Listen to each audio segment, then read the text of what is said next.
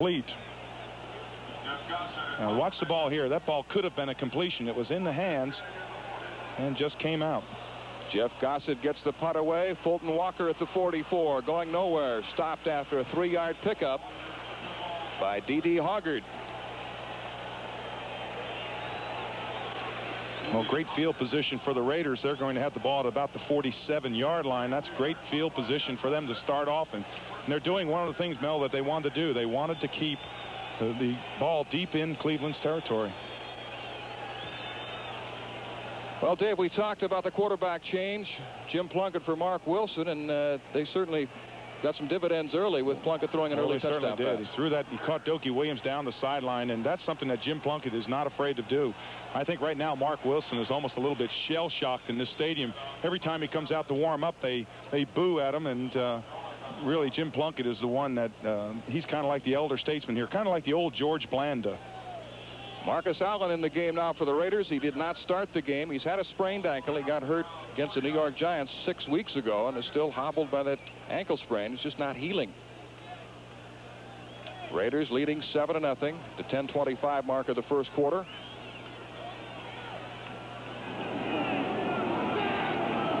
Second down and 7.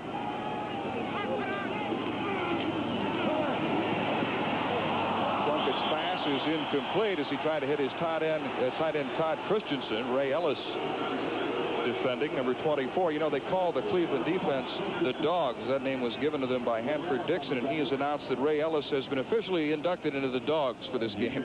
Well, what they're doing now is they're using Chip Banks, number 56, two ways. They're either putting pressure on, or else he's covering Todd Christensen man on man. So he is going to have an important day. There's Christensen. And look at Ellis staying right with him, and he slipped in the turf. Of course, this field was used yesterday, or last night, I should say, and it's not in the best of conditions, even though it is nice and green. Todd Christensen with 59 receptions. Only Al Toon of the Jets had more in the AFC beginning play today. Passing down for Plunkett. And he's got Dokie Williams again, but a penalty marker down, a 24-yard gain. Williams making the catch in front of rookie free agent Mark Harper.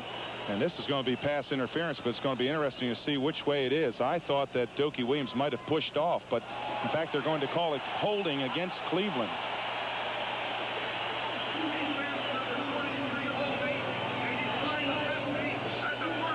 They'll take the gain, a 24-yard pickup, the foul against Mark Harper. Now you might see what I thought was the push off up the top of your screen. You can see how quickly Dokie Williams gets out of here. There's the flag. We really don't see the holding call, but referees were right there to call it. We understand Frank Winterfield has pulled a hamstring, and that's why Mark Harper was in there for that play, and you could expect the Raiders to try to attack the rookie. Oh yes, they're going to come after him. Jesse Hester in motion. Allen and Hawkins, the running backs. Allen following Hawkins' block inside the 20, 15, 10. Down near the goal line, couldn't get in, and he stopped short at the 1-yard line. A 24-yard run by Marcus Allen, but a penalty marker down again. And I think it's going to go against the Raiders because I saw some of the Cleveland guys waving their arms back, so it may in fact go against the Raiders for illegal motion. They're having a discussion down there.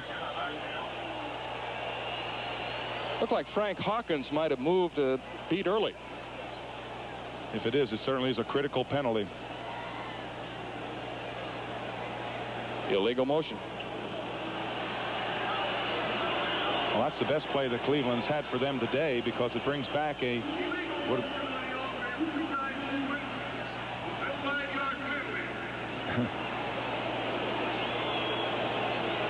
The one thing that Marcus Allen does is he's got that great acceleration and great choice. You can see how it's a delay in the hole. Frank Hawkins, 27, makes a nice block. Now watch the movement by Allen. If he's got a sore ankle, I'll take him with a sore ankle over a lot of running backs. There's another change of direction back inside. There's another one. And when he gets down there, he just about makes it to the goal line. All for naught, of course, brought back by the penalty. Sam Clancy, number 91, a 260-pounder, is checked in on the defensive line for Cleveland. 1st and 15 for the Raiders. Plunkett hits his tight end, Todd Christensen, with Chip Banks all over him. Fine catch by Christensen. Plunkett was lucky to get that pass away. Carl Harrison was really blowing in there on him. Well, they have got to get pressure. There's Christensen coming off the line. Now watch, here's Chip Banks. He's playing man-to-man. It's quick out now. He slants back in, tries to pick up the eyes of Plunkett. He picks up 6 yards by the play, but boy, I'll tell you, pressure is really coming hard on Plunkett back in the pocket. They were scrambling and digging to get back there. Anthony Griggs is back in at linebacker for Cleveland. Sam Clancy comes out. Plunkett has completed 4 of 6 passes for 103 yards so far. Napoleon McCallum wrestled down by Eddie Johnson, number 51, who leads the Browns in tackles. Got an injured Brown. Carl Hairston, a defensive tackle, the 11-year veteran from Maryland Eastern Shore, is shaken up. You can see it looks as if they're working on his right leg. He may have twisted a knee or an ankle when he went down. He's obviously in pain, face down. Green Bay beating Tampa Bay. Green Bay upset Cleveland earlier this year. The Raiders lead it 7-0. 3rd down and 7 for Los Angeles. Plunkett into the end zone for Dokie Williams, but he's out of bounds. Looked like there was a lot of contact. And what a thing Dokie Williams did. He was down deep in the end zone, and he tried to actually look off the cornerback. What he did is he tried to just kind of slow down and just kind of stand there. Now look right here at the end. Watch. He just nonchalantly just stands there and then just turns around, tries to get those toes in bounds. You can see the referee had great position. Now watch the toes. That is the difference between this game, inches. Look right there. Both feet, of course, are out of bounds. But he really did a tricky thing. He tried to look off the defender as he was standing down there. A 40-yard field goal attempt coming up for Chris Barr, the older of the 2 Barr brothers. He's 33. Brother Matt is 30. Mark Wilson holding. And the kick is good as the Raiders lead climbs to 10-0. Barr is having an outstanding year. He's connected on 15 of 18 field goal attempts. Well, they are 2 excellent kickers, both brothers, and both from Penn State. I should mention I knew you'd mention that. You know, I just have to put that in there. Us Nittany Lions, I see getting a field goal, and that's what the Raiders did. Cleveland has been on the poor end of field position in this first quarter. Gerald McNeil, about 3 yards deep, decides to stay in the end zone, and it's a touchback. And let's go to New York and to Ahmad Raiders told me, I was talking with Ray Guy earlier in the game, before the game, and he told me that they will definitely kick away from him. They have that much respect for him. Herman Fontenot in motion. Kevin Mack is the lone setback. Kozar's pass is incomplete, knocked down by the All-Pro Mike Haynes. Reggie Langhorne was the intended receiver. Langhorne in his 2nd year from Elizabeth City State, the same school that produced former Eagles quarterback Johnny Walton and the great defensive tackle of the Dallas Cowboys, Jethro Pugh. Brian Brunnan has replaced Langhorne. Now what Kozar has to do right now is kind of settle down, get back in, get a couple first downs, and get some continuity in his offense. He's just a touch rattled, if that's possible.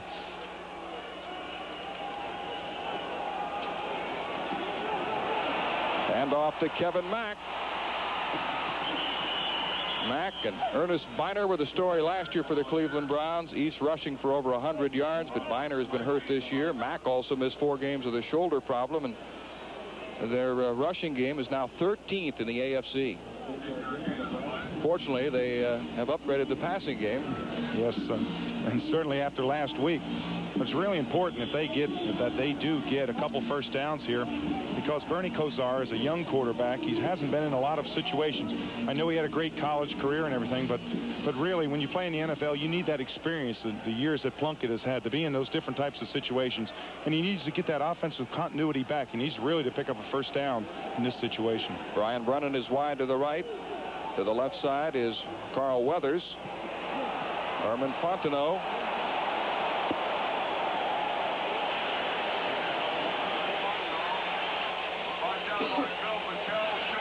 We'd like to welcome those viewers who've been watching the Miami, and a field goal by Chris Barr. Jeff Gossett, who's 5th in the AFC in punting, to kick. Bolton Walker at the 25, looking for blocking, giving ground. And he's brought down at the 15-yard line. Ralph Malone down there. He gave away about 9 yards, retreating and looking for blocking. And with 6:33 remaining in the first quarter here in Los Angeles, the Raiders lead the Browns. They are trying hard to bring Mark Wilson in and make him be the quarterback, because you can't build a team around a 38, soon-to-be 39-year-old quarterback. But now the Raiders have got to go with him, because they've got 6 games left and they have got to win them. Plunkett to Todd Christensen, ridden out of bounds at the 28-yard line by Ray Ellis. A 12-yard gain and a Raider first down. Plunkett, who's led the Raiders to 2 Super Bowl championships. He was the most valuable player of the 1980 Super Bowl. We should point out, Dave, that you spent about 4 years in a Raider uniform. Oh, yes. I was one of those happy Raiders during that time. Of course, we went to the championship game 4 times in a row and went to the Super Bowl once. So I loved Al Davis' name for you. He said he described your style of play as a nose tackle by saying, Dave, you were an engulfer. You engulfed the opposition. You were so big you just surrounded them. Well, believe it or not, we were the first team that went in the 34 defense that went to the Super Bowl, and everybody said that you couldn't win consistently with the 34 defense. Now almost every team plays it because of the great linebacker play, not because of the great lineman, because all I was in there was just kind of like a stump in the middle. Pickup of 6 yards for Frank Hawkins on first down, so it'll be 2nd down and 4. Dave Pazzulli is in, a 260-pounder from Pitt. They like to use him in running situations. He's replaced linebacker Anthony Griggs. Hawkins and McCallum in the backfield, and Napoleon McCallum bouncing to the outside. Mark Harper, who's playing in place of the injured Frank Minifield, makes the tackle.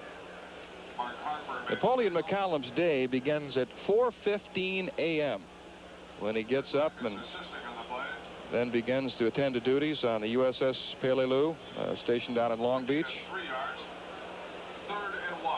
He was recently married about 4 months ago, but he said when he comes home from practice, he's so tired that he falls asleep about 9:30, and he's seen very little of his new bride. Well, it's quite a feat for him to try to serve in the Navy, of course, and then play professional football. McCallum on 3rd and 1. He's got the first down, dragged down by Ray Ellis.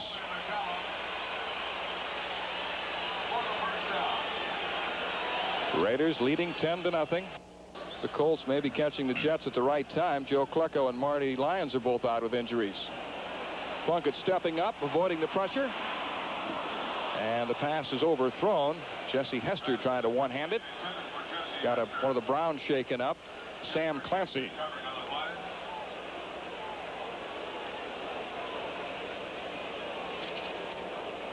There's Clancy, the former basketball star at Pitt. He was a 3rd-round draft pick of the Phoenix Suns. They cut him, and he wound up playing in the Continental League and then caught out in the NFL with Seattle, went to the USFL for a couple of years before coming back to the NFL with Cleveland.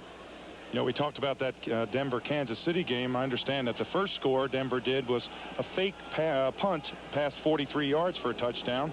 Then they picked up a 7-yard fumble and returned it for a touchdown, and then a 1-yard run by Gerald Wilhoit. So that game is really almost out of reach, 21-0 in the first quarter with over 5 minutes left. Napoleon McCallum on the carry. Dave Pazzulli makes the tackle for Cleveland, along with help from Chris Rockins.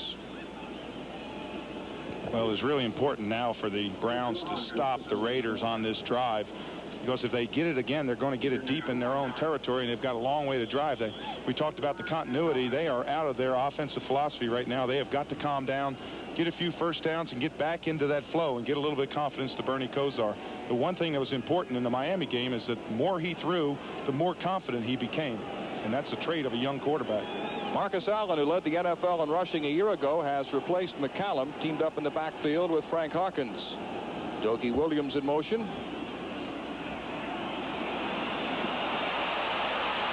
Plunkett with some nimble footwork. Down he goes. There's a penalty marker down. Reggie Camp and Sam Clancy combining to drop Plunkett for a loss, but Dave Pazzulli is the man who just missed him the first time around. Well, the one critique that Plunkett has had that has not been in his favor for all these years has been that he does not have fast feet. But watch him avoid the rush. Sidesteps there, has the foresight to step up around the pile here, gets back outside there, stands up, but of course a holding call. Now this is what it's like as an NFL quarterback. You can see, you'll watch the sack. There he avoids the press, tries to get back so he can set up, runs back over to the left under a lot of pressure, and finally Reggie Camp gets him, and there was a hold. So it's going to bring up, in fact, the punting situation. And holding called against Bruce Davis. Ray Guy is into punt. He had a great game last week against Dallas, averaging almost 43 yards. And the Ice Cube, Gerald McNeil, the 143-pounder, trying to break one. He had an 84-yard punt return for a touchdown against the Lions. Fumbles it. And it's out of bounds. It'll be Cleveland's ball. 38-yard punt by Ray Guy, but McNeil is having his problems in this first half. If he doesn't knock this ball out of bounds, now watch this at the end. He has the foresight, at least the knowledge as the ball is scrambling. Now watch, he swats it out of bounds. And the Browns take over with the Los Angeles Raiders leading 10-0. The Browns are still looking for their first down of the game. They have not established anything. Now they're going to a little different offensive philosophy. They're going to try to run the ball, I would say, in this situation. They have got to pick up some first downs. Curtis Dickey on the carry. Dickey's to the 30, where he's brought down by the nose tackle, Bill Pickel. And Mel, when you get in this situation, Curtis Dickey, of course, has world-class speed. There's the difference in number of plays. That's their 7th play as compared to the Raiders' 17th play. But what the Browns have got to do now is to come up with go back to what they call the basics. Run that power I formation, throw a little safe pass to the tight end, maybe to one of the wide receivers, but do something that will get them back into their offensive philosophy. Dickey at one time was clocked at 4.26 in the 40 and 9.2 in the 100, but he's had arthroscopic knee surgery twice. Penalty marker is down as Ozzie Newsome catches the pass and is bumped out by Jerry Robinson, a 13-yard gain. What I thought I saw there was an illegal pick, and I was watching that as he came off the backfield. Yes, it is. Offensive pass interference. And what this play is, when they talk about an offensive pick, and that's what Ben Dreitz will tell us in a minute, what they do is you actually pick off like a basketball play. The foul is not against Newsome, who made the catch, but against wide receiver Brian Brennan. And what they do is they run an interference, and you run down and you actually pick off, just like a basketball pick where it's legal, but it's illegal, of course, in football, and you pick the man, and the other man, of course, comes around and comes free. And that's what the referees saw. It'll be 2nd down and 15 for the Cleveland Browns with 2:17 remaining in the first quarter. The Raiders lead it 10-0. So we look at Brian Brennan in his 3rd year out of Boston College. Herman Fontenot is in at running back. They go with 4 wide receivers. Kosar getting pressure, and the pass is batted down. Sean Jones knocked it down, and before the game, Al Davis said, we will deflect some passes in this game because Kosar will quite often throw at 3/4 or sidearm, and we'll knock some down. Yeah, and Paul Farron that time, he just got blown over. As an offensive lineman, you have got to establish. Now, you see, Farron's number 74, he never gets his feet set. You have to jump back off that line, get your feet down, and get set. If that defensive lineman gets into you while you're dropping back, your momentum is going back, and he just bowls you over. And that's what he did that time. Sean Jones just blew over top of Paul Farron, number 74, and went right back into Kosar's face. Farron has got to set faster. 3rd down and 15. Kosar has yet to complete a pass. He's 0 for 4, and he's in trouble, and he gets whacked again, this time by Stacy Turan. Coming on a safety blitz to nail him.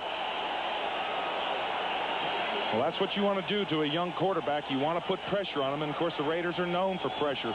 We thought the absence of Howie Long in the beginning of this game would kind of set a different trend, but watch number 30 from the right side of your screen. Stacy Turan, bam, right in the back of Bernie Kosar. He never saw him coming. Of course, you can see the ball went nowhere, but they are really putting pressure. And again, the Cleveland Browns have not established anything and have not gotten a first down. Jeff Gossett to punt. A driving spiral. Fulton Walker at the 36-yard line. Got some blocking, and he's into Brown territory at the 46. D.D. Hoggard on the stop. A 49-yard kick, but a 17-yard return by Fulton Walker. And with 1:56 remaining in the first quarter from the Coliseum, the Raiders lead the Browns. Attack with the Bengals passing attack in 1981 when they set so many club records. Jim Plunkett's pass is complete to Marcus Allen. Chip Banks wouldn't buy the fake and brings him down. 2 former teammates at USC, and Banks used to cover Allen out of the backfield in Trojan. Henry Lawrence is the injured Raider player, and it looked like he got poked in the eye by Reggie Camp. Yeah, watch the tail end of this. You'll see him right there, flicked right in the eye. Now watch Henry Lawrence, 70, turn around and put his hand up. You see where he caught a fingernail up in the eye, and then of course they took him to the sideline. They've got medical attention there, trying to wash it out, see if in fact he scratched the eye itself. But Henry, a 13-year veteran from Florida A&M. He was a first-round pick back in 1974. Another veteran, 11-year vet, Shelby Jordan, the ex-New England Patriot, has replaced him. Plunkett with a play-action fake. And it's right through the hands of Marcus Allen. A little bit too long for him. Eddie Johnson, a linebacker, covering, along with help from cornerback Mark Harper. Now watch Plunkett, the tail end of this one. You see Chip Banks throws in there. There's Bruce Davis, 79. He pushes his man in, and Plunkett goes down. But that ball could have been caught. The ball was right on the fingertips. Plunkett's getting a lot of time. They have got to disrupt his timing like the Raiders defense is in fact doing to Bernie Kosar. That's what they have to do to Plunkett. They have got to get up in his face, put those hands up, because 6 out of 11 for 118 yards, and we still have a lot of time in the second quarter. He is having a marvelous day. Dokie Williams is wide to the right. Jesse Hester, the first-round draft pick from a year ago, split out to the left. Christensen is in a slot left.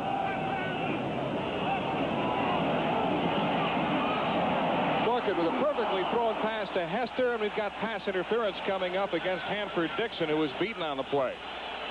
Now Cleveland has gone to 4 down linemen trying to get that pressure on Plunkett, and it still hasn't worked. I think that what happened that time, when I looked at that, I thought that Jesse Hester pushed off. That may be the call. I believe he did, because when he was coming down the field, Hanford Dixon was running man-to-man, and it looked like he pushed off to get that advantage. Now we may see it here. Now let's see if we can see. Jesse Hester's is 84. Now when he comes down, now right there, you see how he pushes off in the middle? He's right on the 25-yard line.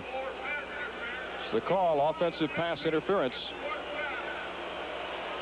We understand we're having difficulty with our officials, Mike, and we apologize and hope to have that situation corrected. Well, that's what they called. What happened is the defensive back just has just as much advantage to get to that ball as the offensive receiver. Now you can see Jesse Hester saying, no, I didn't do it, wasn't me. But when he went down there, he met even up with him and gave him a little push, kind of like a shove off that you would do, and he got free, and of course the referee was down there to see that. Ray Guy kicking to Gerald McNeil, who is second in the AFC in punt returns, averaging 10.5 yards per return. Bearcat signaled for, but it's going to roll into the end zone. Raiders almost got to it and downed it. 43-yard kick by Ray Guy. He's a little upset at himself for not having that ball drop dead and be downed inside the 10-yard line. Well, he's a much different punter now. You can see on his face he's upset that it didn't die. But what they go for today is net punting average, the difference between how far the ball is punted and how far the ball is returned. It's called a net average, and that's what Ray Guy is upset, because he loses 20 yards of his net average. Ray Guy in his 14th year out of southern Mississippi. And the Browns take over at the 20-yard line. The Raiders lead it 10-0. The pitch is to Curtis Dickey, trying to get outside. The Raiders really strung out that play, and Jerry Robinson bounced him out of bounds. And that's one of the strong points of the 34 defense. You can see 57 is in there. That's 57 is Jerry Robinson. All he's doing is going down the line, trying to play that thing out. And if Curtis Dickey doesn't turn up, all he's going to do is run out of bounds. That's what the 34 defense does for you. Gets you 4 linebackers to the play quickly, and if you don't turn up, all you're going to end up doing is running out of bounds, and that's what Curtis Dickey did. Of course, he gained about 2 yards, but it was a long run. A reminder to our viewers that we will be selecting the Budweiser Most Valuable Player for today's game at the conclusion of the game. 2nd down and 7. 48 seconds remaining in the first quarter. And Kosar calls a timeout.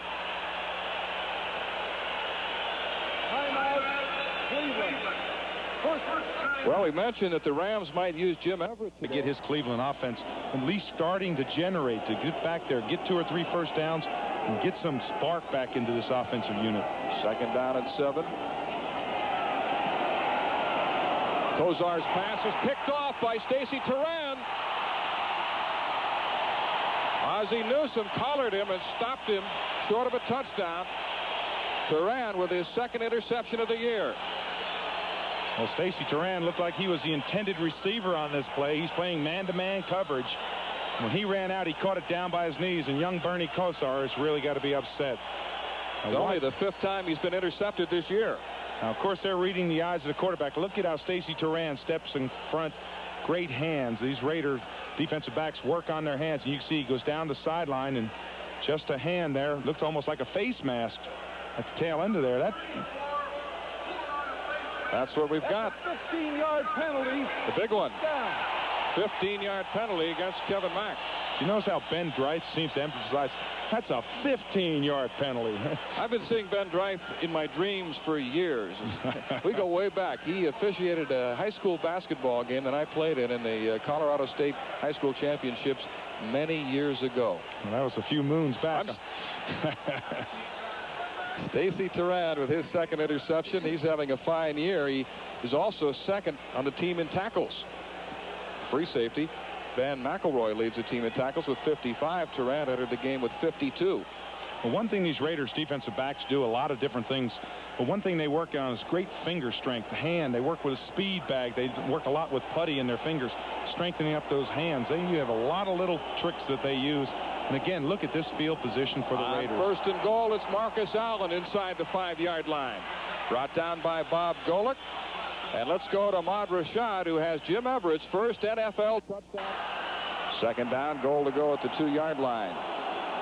And the Raiders will call a timeout. Well, that's the end of the quarter. Well, the Raiders, Angeles Coliseum, and as the stats indicate, the Raiders totally dominating. Well, they have no first downs. The Browns do not. They have no yards passing, 20 yards rushing, and they have had 11 plays. The Raiders have had double that, 22, and it looks as if the Raiders are going to go up on top. They're on the 3-yard line. They've got 2nd down and 3 yards to go. And really, it's been a game of field position and frustration for Cleveland. They have not had good field position. They have yet to establish any continuity whatsoever on offense. Steve Strahan is in at running back. 2nd down, goal to go from the 3-yard line. Frank Hawkins over the top. Hawkins doesn't get a chance to carry the ball very often. He's primarily a blocker. He carried the ball an average of 25 times a game in college at Nevada Reno, but with the Raiders only about 5 or 6. We understand Henry Lawrence has a scratched eye but should return. 3rd down, goal to go from the 3. Plunkett with a pump fake. Get to the end zone. Wide open is Christensen.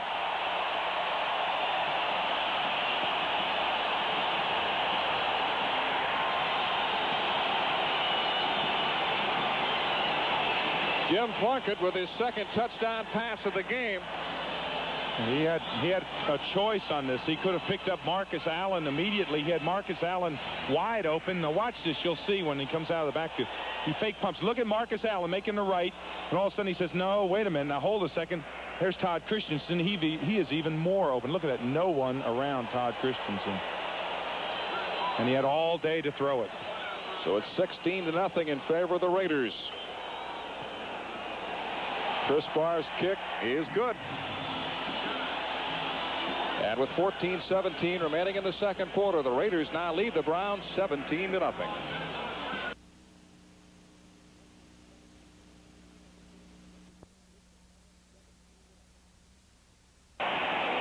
He's hammered. The ball pops loose. And it looks like the Browns have recovered. Major Everett pounced on it after McNeil fumbled the football. Marty Schottenheimer has put so much emphasis on his special teams because he feels that you can have difficulty offensively or defensively from game to game. So the thing you've got to win is that kicking game. But the one thing you don't want to do is press, and that's what it looks like the Cleveland special teams is doing now. That ball was 2 yards deep in the end zone. You're going to get it out on a 20 anyway. Why take a chance and break it? Of course, a fumble like that could have just been destroyed the Cleveland Browns. They need to get something rolling, though. The Raiders leading 17-0. First down for the Browns at the 20. Bernie Kosar still looking for his first completion. Hand off to Kevin Mack. Got a blocker in front of him. He had big number 69, Dan Fike, the right guard, pulling out in front of him on the play. And how would you like to be a cornerback to come up and try to hit Dan Fike as he's leading out there, rushing down? Look at there. That's the possessions that the Browns have had. They've started on their own 16, 20, 23, and 20, and you can see the results. 3 punts and an interception. This is a team that had nearly 600 yards in total offense Monday night against Miami. They have been stopped cold this afternoon. Second down. And 3. The penalty marker down. Sean Jones shooting through there. It's going to be Larry Williams offsides. I believe he started about a count early. Start offense number 70, 5 yards. Marty Schottenheimer calls Larry Williams the Caterpillar tractor because he hit him, he sticks him, and he keeps on going. We pause briefly for station identification. This is the NBC television. KSBW TV 8, Salinas, Monterey, San Jose. First in local news. 23 mark of the second quarter. Second down and 7 for the Browns. Reggie Langhorne is in motion. Curtis Dickey on the carry. And Mitch Willis brings him down. Late flag thrown. The fight is broken out. Well, we had to have a fight with the Raiders. Of course, they're known for intimidation. They play a very intimidating style of football. They did when I was here. What they do is they continually talk at you. And as a football player, when you're getting the stuffing beat out of you, you can see you always get the guy who hits second, supposedly. Well, what happens? Slaughter apparently kicked somebody. Well, what happens is they jaw at you, and when you're getting beaten, you're getting the stuffing knocked out of you. The last thing you want to hear is somebody mouthing at you, and you do stupid things, and that's what Webster Slaughter, number 84, did. He evidently took a swing or took a kick at one of the Raiders, and he's going to be penalized for it. By the way, speaking of talking, one of the Raider public relations people told me that when you played here, your nickname was Rambling Roe. Oh, was that? That couldn't have been anybody that I know. Well, you don't want to see mistakes, and but really Cleveland has really compounded themselves. There they had first down. They had second down about 4. They got a 5-yard penalty by a foolish mistake. Now they get a personal foul, and they're even farther back. This puts a lot of pressure on your offense, especially when you're trying to get something going. It'll be second down and 19.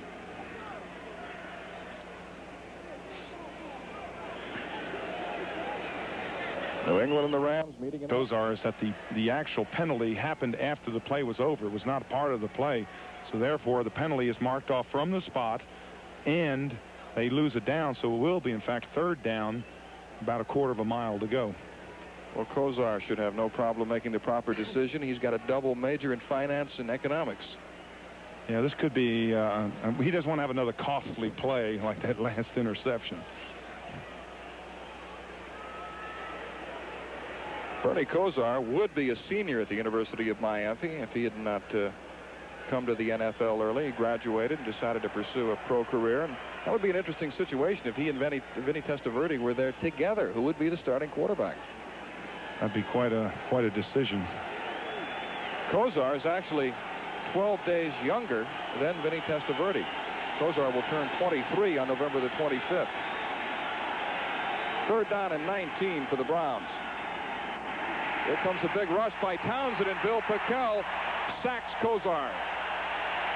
He beat Dan Fike, the right guard, on the play. And you would not believe this rush. Bill Pickel, he was a spy on this play. When he came, he didn't even come off the line hard. All of a sudden, a hole opens up, and you see the results. He just smothers Bernie Kozar. But what he was doing is he was just spying on the play, so there's no screen or anything. In the last minute, he just roared through a wide open hole. And Jeff Gossett will be punting from the back line of the end zone. And the Raiders are going to have excellent field position regardless of the outcome of this return. Colton Walker at midfield.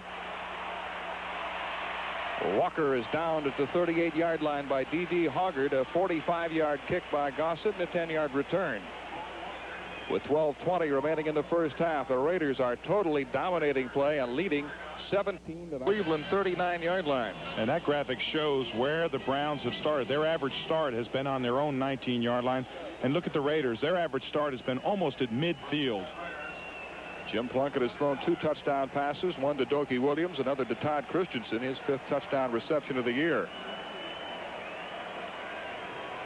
And a fumble, a handoff between Plunkett and Marcus Allen. The Browns have it. Recovered by Chip Banks. Oh, that could play a big part What happened is Plunkett was going to fake this ball into the line to Marcus Allen and pull it back out. The ball was bobbled, and Chip Banks happened to be laying there, and the ball fell. And you can see he is obviously upset. He realizes that they were going for the jugular vein on that play. They were going to throw the long pass. Now watch right here. Fakes it in. Now watch. He's going to fake it into Marcus Allen right here. And as he pulls the ball back out, there the ball falls, and Chip Banks happens to be standing right there, laying right there. But really, that's the first thing that's gone right for this Cleveland team in the first half. Chip Banks, a big collegiate star here at USC. This is Cleveland's best field position of the game at the 41-yard line. Kosar getting a lot of pressure again. And he's down at the 44 by Matt Millen. Well, I really thought he was going to go to Ozzie Newsome that time, but Ozzie Newsome, watch what happens to Ozzie Newsome as he comes off the ground here, off the line. He gets just pushed down into the ground, then gets stuck 5 yards off. They have a lot of respect for him. They know that Kosar goes to him an awfully lot. He has 27 catches. And right now, Kosar is 0 for 6, 1 interception, 1 sack.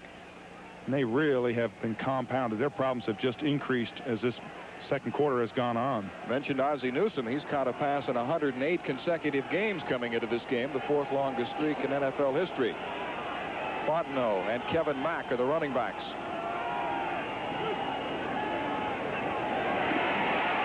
Kosar's arm hit just as he got ready to throw the football. It'll be an incomplete pass. And Mel, one of the big questions that we had, of course, we saw that Howie Long was not going to be in the game to start this game, was whether the Raiders would in fact get pressure on Kosar. Now watch this. He's not back to his setting position yet, and there the ball is knocked out of his hands. It's tapped by a defensive lineman. You can see that a quarterback has got to have about 2.5 seconds to throw the ball. When he drops back and sets up, he has got to have about 2.5 seconds to get that ball off. And what Cleveland is doing, Paquel is one of them. The other one's Sean Jones. They're rushing in there, collapsing the pocket around him, and Kosar's not getting that time to throw. And the Raiders will be coming hard again on a 3rd and 9 situation.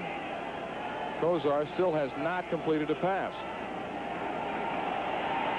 Here they come. Wide open downfield is Webster Slaughter, and that gets him out of a hole. A 36-yard gain and a first down.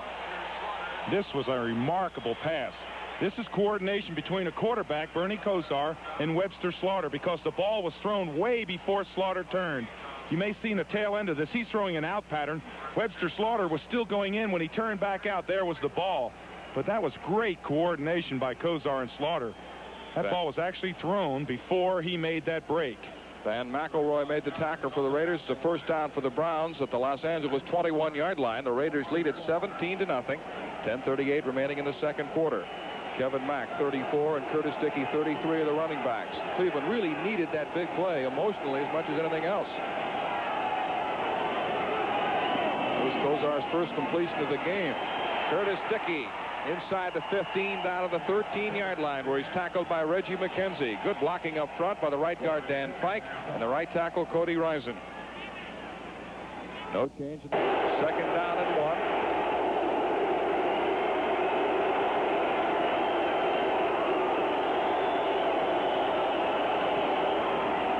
Dickey through a gaping hole and stopped at about the 6-yard line, but there's a penalty marker down as Reggie McKenzie makes the tackle on Curtis Dickey, the 7-year veteran from Texas A&M. And the one thing you don't want to do is make a mistake, and that's what the Browns do. They're caught holding on the backside of the play. Now, when you talk about the backside, that's the side away from where the ball is being run. Holding offense number 61, 10, second down. This is center. That's Mike Babb. And what he did is the play is designed to go off tackle, and he's trying to get his block. And that's why I say you don't want to press. You don't want to do anything to hurt your team. And he just hurt his team because he made a foolish play. He grabbed and held on. The referee saw it. And again, it compounds the problems. Instead of having second down, and they had a first down on about the 5-yard line, that penalty is almost 20 yards because they're back on the 23. Second down and 11. Herman Fontenot is in at running back for Cleveland. 9:15 remaining in the second quarter.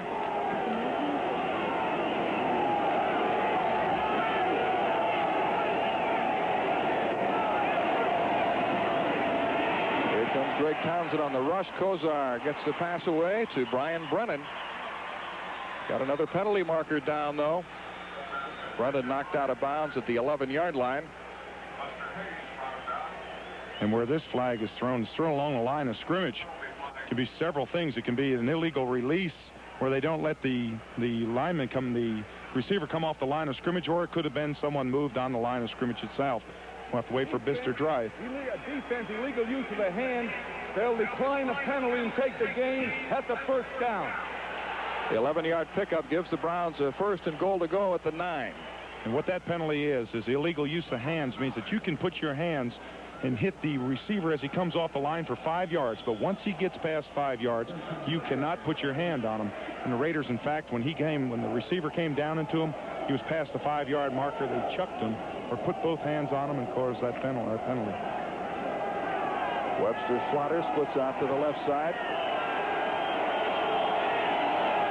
Harry Holt is in at tight end. He was not expected to play. He has a torn calf muscle. Langhorne in motion. Hand off to Dickey. Dickey, who rushed for over 1,000 yards 1 year with the Colts.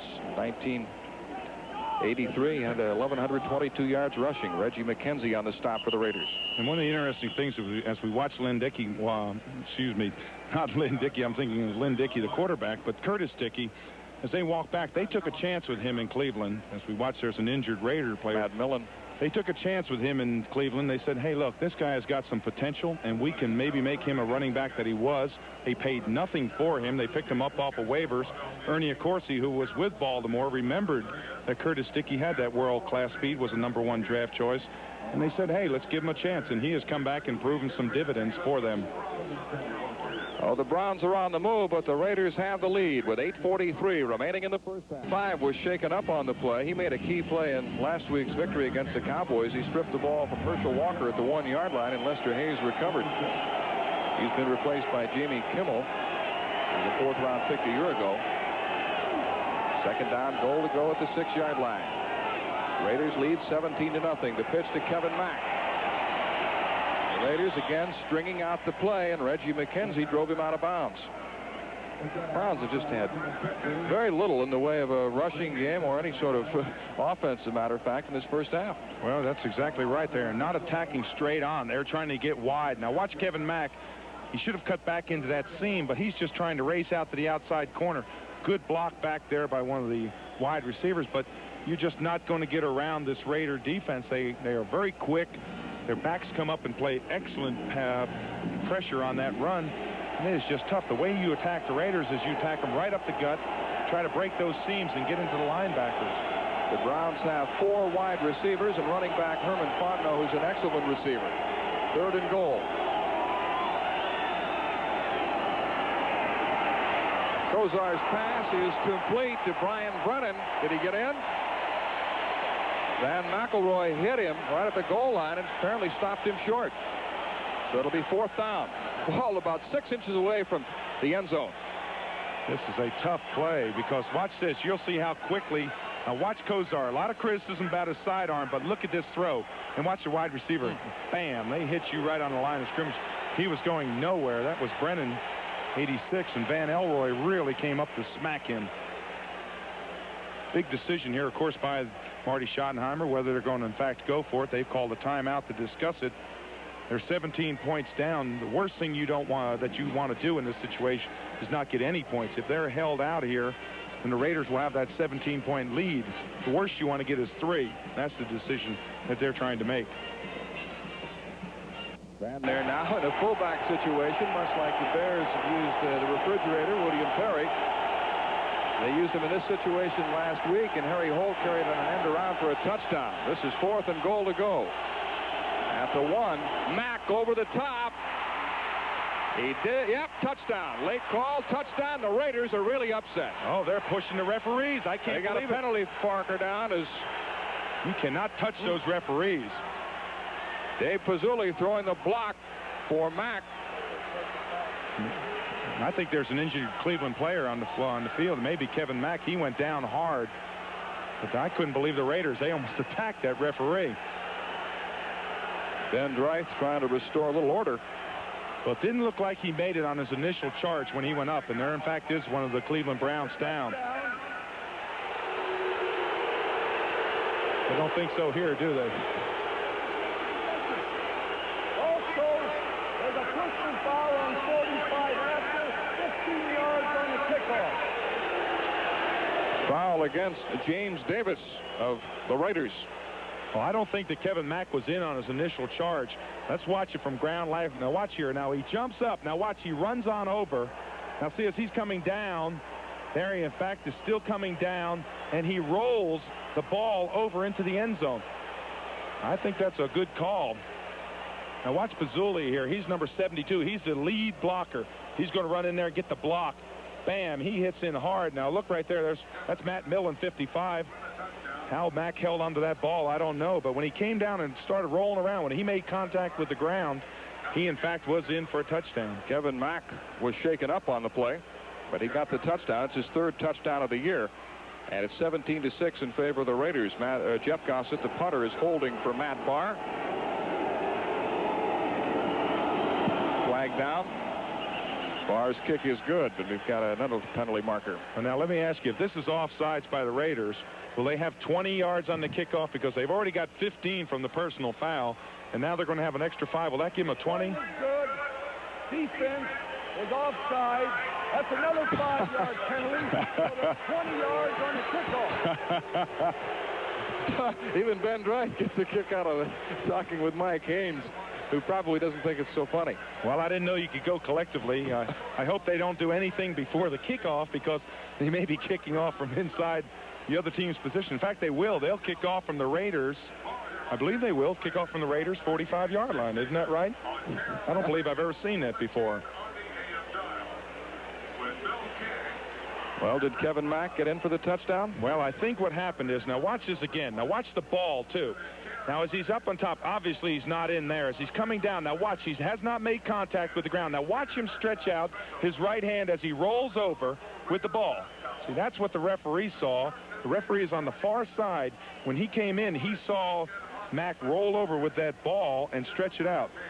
Now watch here, watch the ball again. Now, I don't know how he held on to it. There's Matt Millen comes in. Now watch at the tail end of this. You'll see as he rolls over, see, he stretches in. He hasn't made contact with the ground, so he's not down yet. There's the ball. Now look how he held on to that ball. How he did it, I don't know. But as he rolls over right there, he stretches into the end zone. Well, the kickoff will be from the Raiders' 45-yard line. I want to let Would you know this be an interesting place to try an onside kick? I want to let you know that's the first time in, I'll bet you, in a long while that anyone has ever kicked off in the other opponent's territory. I cannot remember the last time. I've never seen anybody kick off. Now they are, in fact, going to kick an onside. You can see all the men rushing to the far side. Matt Barr squirts it to the left side. Did it go 10 yards? It went 10 yards, but went out of bounds. Now they must. Now let's see. Now they get 5 yards back, so they'll be back at the 50 kicking, I believe. Kickoff out of bounds, 5-yard penalty. Nobody touched the ball.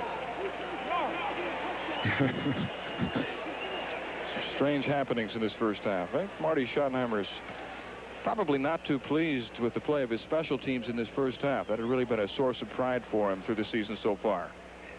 Well, among the league leaders in punt and kickoff returns and in kick coverage. Matt Millen was over in the huddle of Cleveland. Now he's running back over. That was what Schottenheimer said. He said, get back over there with your own guys.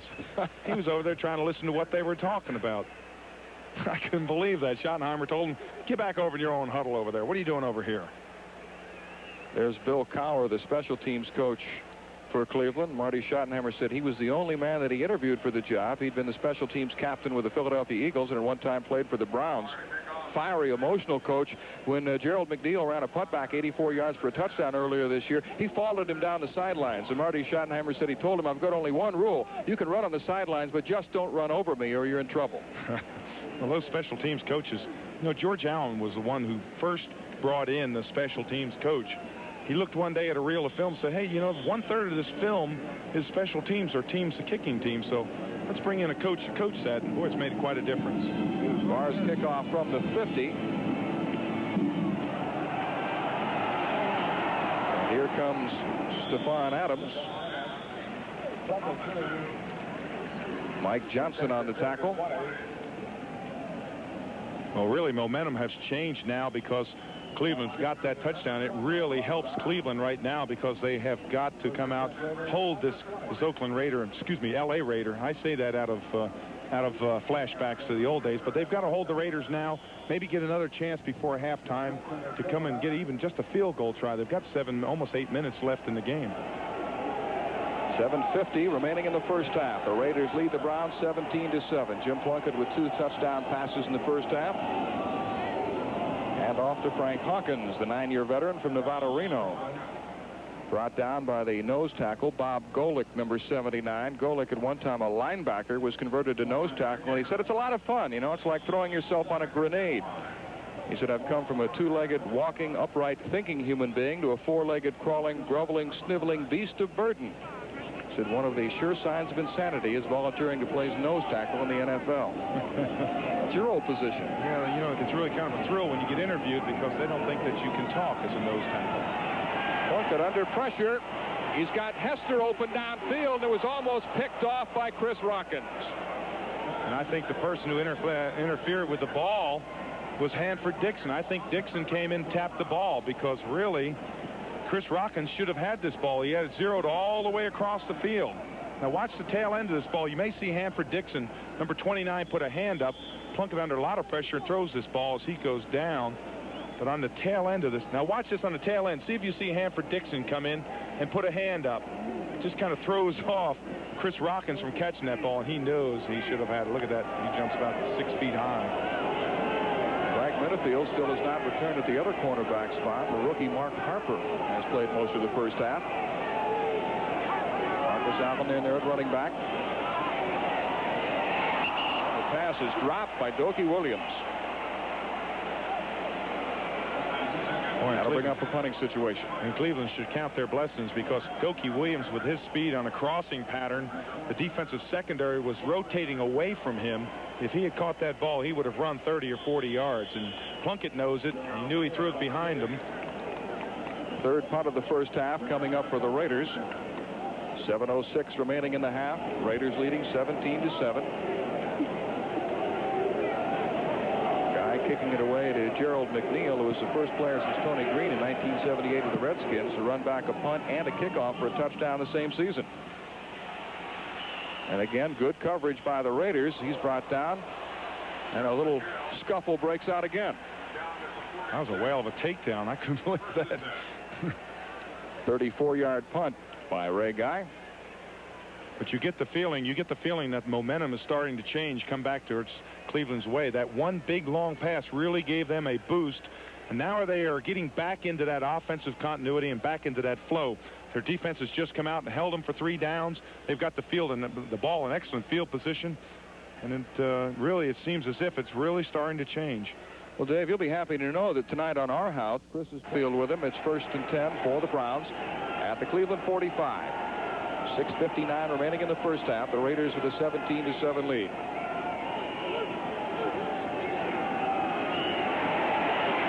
Kozar sidearms one complete to his tight end Ozzie Newsome. That's his first reception, and he's now caught a pass in 109 consecutive games, but there is a penalty marker down. Well, this may be roughing the passer because they really came on.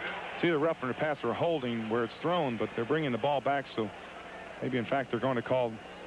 Now watch Rod Martin, 53, in here. Offensive holding number when he comes in there, watch this right here. First down. It's the second time Larry Williams has been ticketed for holding. They're going to level him. So that negates the reception by Newsome. Ooh, he doesn't look like he's real happy about it. Did you see him kind of scowl at the camera? He was doing that to you.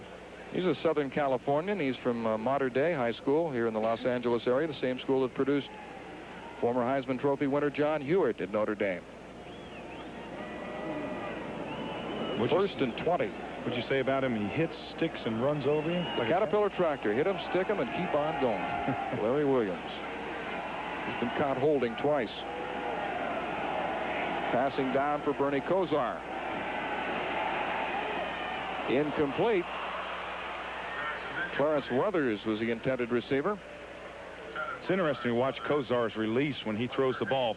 He's been criticized a lot about being a sidearm quarterback, and he really is. Watch the tail end of this play. Watch how he releases the ball. Not over top of the ear. Look at that. Way out there. Side kind of zings the ball. Quite the difference of, say, a Plunkett who throws it straight over his ear, or someone like a Bill Kenny that throws the ball straight down from the ear straight forward. Kozar kind of slings the ball. Of course, you remember that great quarterback Sammy Ball was a slinging Sammy Ball, too. Terry Greer, number 80, is in at wide receiver for the Browns. On 3rd and long for Kozar. Here comes the pressure, and he has to unload it. Stacy Turan was all over him coming on a safety blitz. He'd sacked him earlier. Brian Brennan thought he was interfered with or held. I think so, too. I really did. I thought that Brennan was grabbed before the ball was thrown. Maybe we can take another peek now. He's going to come from left to right. Now, look right. There's the ball. There's the hand. Well, it was awfully close. Lester Hayes all over him. No penalty. Lester refers to Jim Plunkett as General Jim Patton Plunkett. He said he's simply stupendous. When he came into the game last week, we thought we had a chance to beat those guys. He said Plunkett's destiny is to be the quarterback of the Raiders longer than George Blanda was. I don't know about that. 3rd down 20 for Kozar. Stepping up. Pass is complete to Fontenot. And he stopped at midfield by Bill Pickel, a 13-yard pickup, but they needed 20 for a first down. Now, that seems like just an obvious little play, but it was interesting to see Bill Pickel. Once that ball is thrown, defensive linemen are taught by their coaches to turn and run to the ball. Pickel ran and made a tackle 13 yards downfield. Good pursuit. That's what linemen are supposed to do. Once the ball is thrown, their job's not over. They're supposed to turn and sprint back to where the ball is. Jeff Gossett will punt. Gossett in his 5th year out of Eastern Illinois, played in the U.S. Football League. 5:33 remaining in the half. The Raiders with a 17-7 lead. Good kick by Gossett. Bolton Walker signaling for a fair catch. Mark Harper tried to down it, and he kicked it into the end zone. It'll be a touchback. 51-yard punt by Gossett. Now look at Pickel. He's in the center of your picture there. He's going to run way out over here. Now once the ball is thrown, watch what he does. There's the throw. Now watch this. Turn, sprint back to the ball. Get back there. And he's the one that comes up with the tackle. Boy, he'll get a lot of credit for that on Monday morning when they watch the films. First down for the Raiders at the 20-yard line. Dokie Williams is wide to the right. He's got a touchdown pass. Here comes Marcus Allen. 20-25 out of bounds at the 29-yard line, chased out by Chris Rockins. Allen still playing with that sprained ankle. We saw him limping quite a bit last week against Dallas, but showed no problems there. And Lester Haynes has decked one of the Browns. Wow, he did. I think that was Frank Hawkins that got him, wasn't it? Well, watch this. Stiff arm in the face. Good defensive play. He grabs the arm and pushes him out of bounds. But my apologies to Mr. Hayes. It was indeed Frank Hawkins, 27 rather than 37, and he flattened Hanford Dixon. Boy, he did. He just decked him. I don't know what brought that up, but they're continually talking back and forth. Marcus Allen came into the game needing 13 yards to become the second leading rusher in Raiders history, and he's accomplished that feat, moving ahead of Clem Daniels, and now trying to catch Mark Van Egan, who's the all-time rushing leader. You mean there was no penalty on that either? That really surprised me. I don't think anyone saw it. I don't think the officials saw it. They might not have, but he really did. It was after the play. He just hauled off and just shoved him down. 2nd down and 1 for the Raiders. Maybe he was just helping them down. McCallum at tailback along with Hawkins. McCallum dragged down from behind by Chip Banks. There's a lot getting into it with one of the Browns. There's a lot of extracurricular activity. You can see the sideline. The coach there was saying, hey, he kicked him. Chip Banks grabbed his leg and kind of flipped it up in the air. There's a lot of extracurricular activity out there. Would a good Navy man do that? Well, I don't know, but watch the tail end of this. You'll see Chip Banks grabs him down. Now, let's see if, in fact, he does kick him. Right there, he kind of picks up his foot. Yeah, it looked like Banks put the Hulk Hogan leg twist on him. First down at the 34-yard line. Marcus Allen. Eddie Johnson and Bob Golick combining on the stop. Allen, the Heisman Trophy winner in 1981. Jim Plunkett was also a Heisman Trophy winner at Stanford. So they got two of them in the same backfield. Marcus saying, I'm okay. I'll just leave me in there. Of course, they're trying to rest his ankle. You know, in this last 6 games of the season, it's really important. This is really where the season is won and lost, and injuries play such an important part in this game. You want to rest people that have got injuries. That's what the Raiders are trying to do with Howie Long, but you have got to win games, too, so you have to play your stars. 2nd down and 8. Plunkett with plenty of time and completes the pass. Andy Parker on the reception, the backup tight end. We're going to have a holding call here against the Raiders. I was watching that play, and it looked as if Sam Clancy just got yanked down to the ground. Might have been Bruce Davis. Ben Dreif and his crew have been busy in this first half. What the offensive linemen do, and I've never met an offensive lineman that I really liked, but what they do, is when you bowl them over, they grab onto your shirt and just yank you down, pull you down on top of them. It looks like you fall over top of them. Holding number 79, back 10, and it's 2nd down. Bruce Davis. Now we might be able to take a peek at this, but now watching the left of your screen. See what? Now watch right there. Now see when he gets him beat, you just push him down, shove him down, pull him to the ground. You can see them. You might even see the flag from flying in because it came flying in, hit Bruce Davis right in the nose. Talked earlier about how the Raiders always seem to have someone prepared when a player retires. Well, they had Davis prepared when the perennial All-Pro Art Shell stepped down. Yep. Davis took over for him. Shell now a member of the Raiders coaching staff. 2nd and 18. Marcus Allen. Clay Matthews on the stop with 3:10 remaining in the first half.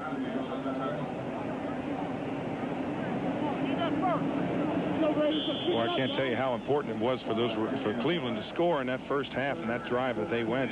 They go in the locker room 17-0 at halftime. It's almost all over but the shouting. But by getting that touchdown, they're 10 points down. They can regroup as we watch the clock tick down. They may, in fact, get another chance to have an offensive possession, even get a possible field goal position. But they really have got to be juiced up because they have played terribly in the first half, but yet they're only 10 points down. Plunkett on 3rd and 13. Fires a strike to Todd Christensen, but short of a first down. Clay Matthews put the clamps on him. Matthews, a former All-American at USC, played his college games here at the Coliseum, and Ray Guy is into punt. So the Browns are going to have one more opportunity to score. And it's a very important opportunity. They should get the ball somewhere around the 25 to 30 yard line, barring a big return. So they need to get about 30 or 40 yards to get in field goal position. They can easily do that on the arm of Kozar. They're going to let the clock run down now. That's what the Raiders are in fact doing, letting the clock run down. And we get the 2-minute warning. So the Raiders lead the Browns 17-7, but Cleveland may have one more opportunity to. Mel Proctor with Dave Rowe back in the Los Angeles Coliseum as Ray Guy is in to punt. He's had 16 of his punts downed inside the 20 this year. Gerald McNeil at the 12. And he brings it back to the 19, an 18-yard return. Herman Fontenot threw a great block for him.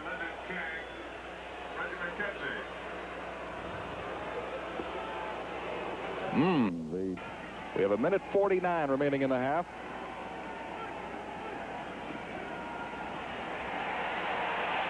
Kozar's pass is incomplete as he tried to hook up with Clarence Weathers. Sam Seal defending for the Raiders.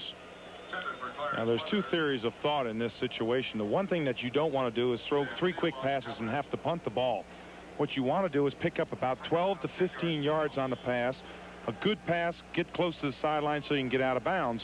Or you can throw the bomb if you have someone break. So they've got two offensive philosophies here. They've got someone breaking deep in case he breaks wide open, and they've got the underneath pass in the 12 to 15-yard range, trying to pick up enough to get a first down and get 3 more chances. The Raiders in their dime defense with 6 defensive backs.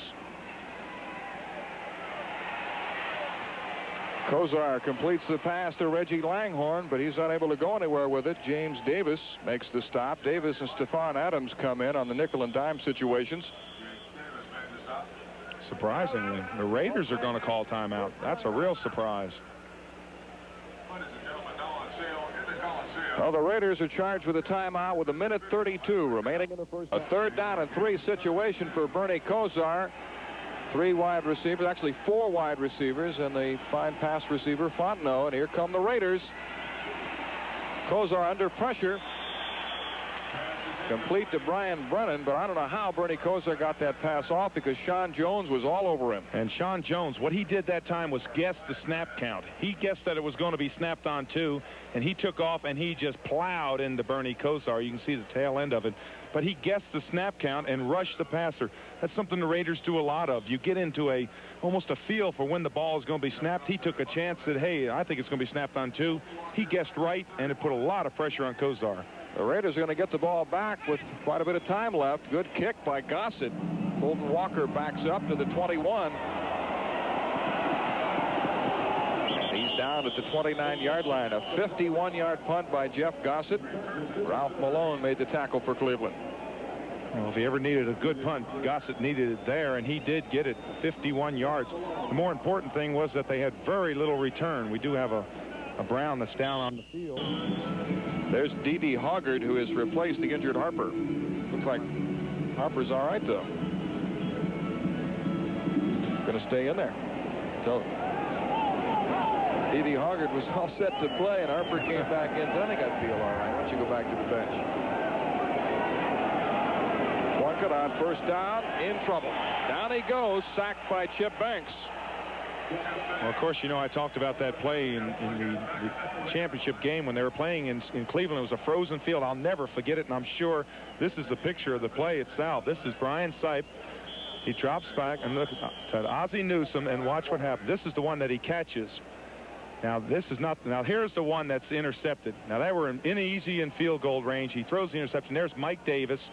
He comes up with a big interception. You can see the Raiders prevail. They go on to the Super Bowl, and no one could believe that they didn't kick a field goal. At that time, they were behind 16-14. Field goal would have given them the win. Here comes Marcus Allen ripping off a big gainer to the 34-yard line, a pickup of 13 yards. Chris Rockins made the stop, and the Raiders call a timeout.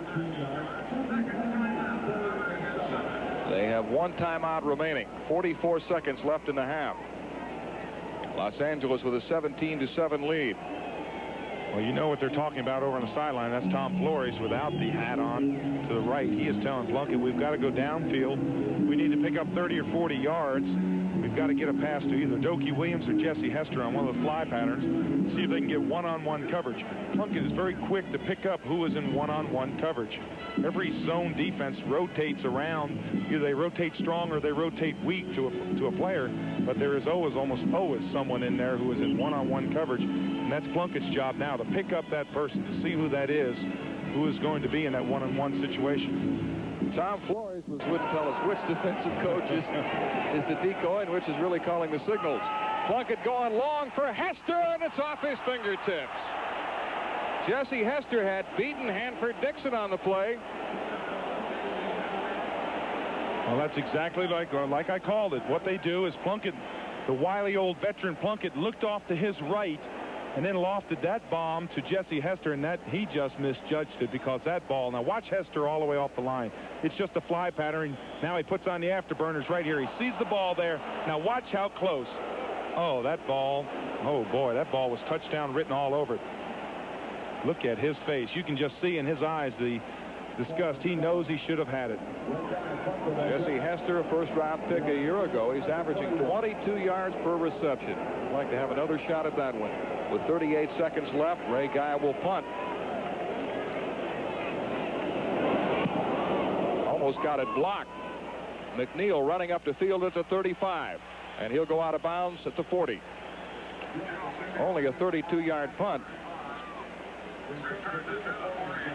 Ray Ellis almost blocked that Ray Guy punt. At the half.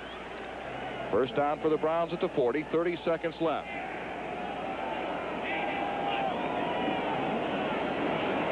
Kosar with a screen pass to Herman Fontenot. Eludes Bill Pickel. And out of bounds at the 44-yard line. Chased out by Mike Haynes with 21 seconds remaining. Now there was another example of Bill Pickel being the spy. On that play, what he is doing is he is picking up the screen. He's supposed to rush the passer under control. When he sees the screen, he's supposed to run out to it. If he doesn't get out and make Fontenot turn around to come behind him, he's down the sideline for a 15 or 20-yard gain. So an excellent play by Bill Pickel.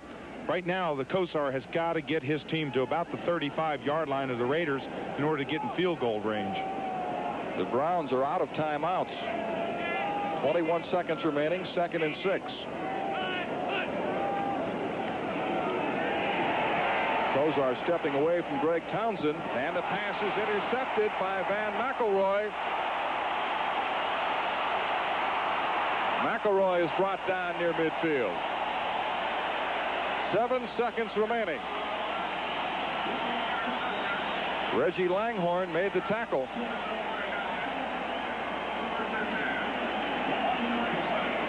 McElroy with his 2nd interception, his 7th on the season. This ball just sails away. I didn't know who it was intended for, but it just sails away. It looked like it was going to Reggie Langhorne. But now watch what happens on this play. When he comes up, gets up to about midfield, and he's going to fall down. He's got 7 seconds on the clock. It's not enough time to run a deep pattern and pick up 15, 20 yards. So I would look for the Raiders in this situation. Either go deep on a long pattern and hope for an interference penalty, or else to try to pick up about 12 yards on an out pattern and perhaps get one more field goal attempt. Plunkett looking long, throwing for Dokie Williams. Looked like there was some contact downfield. Time has expired. The Raiders want a flag. Dokie Williams just outrunning Ray Ellis and Hanford Dixon. Well, there is a flag on the far sidelines, but it was thrown up near the line of scrimmage. Illegal contact, number 51 defense, 5-yard penalty, and one more play. Well, half cannot end on a foul against the defense, so we'll have one more play. By the way, I stand corrected, Dave. Van McElroy has 1 interception. Stacy Turan had the other. Kosar's been intercepted twice. Right. Well, on this play, it's going to bring up a 2nd down, which is pretty insignificant. The time has expired on the clock, but of course the game cannot end on a defensive penalty. So now if you're Cleveland, you want to go into what you call a 1-10 defense. 1 guy up in the line and 10 guys deep. You don't want to be beat. There's no time on the clock. You just don't want to be beat deep, and that's what Cleveland almost has been beaten twice deep. Now, they may try a field goal from this situation. It would be about a 63-yard field goal, I believe. Would tie the NFL record. Now, I don't want to see this made because my rear end's in the Hall of Fame because of this. The longest by Chris Barr, a 55-yarder against the Bengals in 1979. This one from 63 yards out, and it'll be short. Way short. Chris Rockins bringing it back.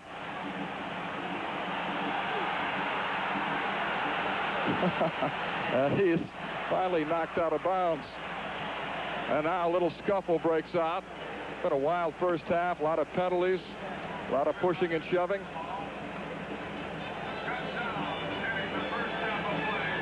There's Big Art.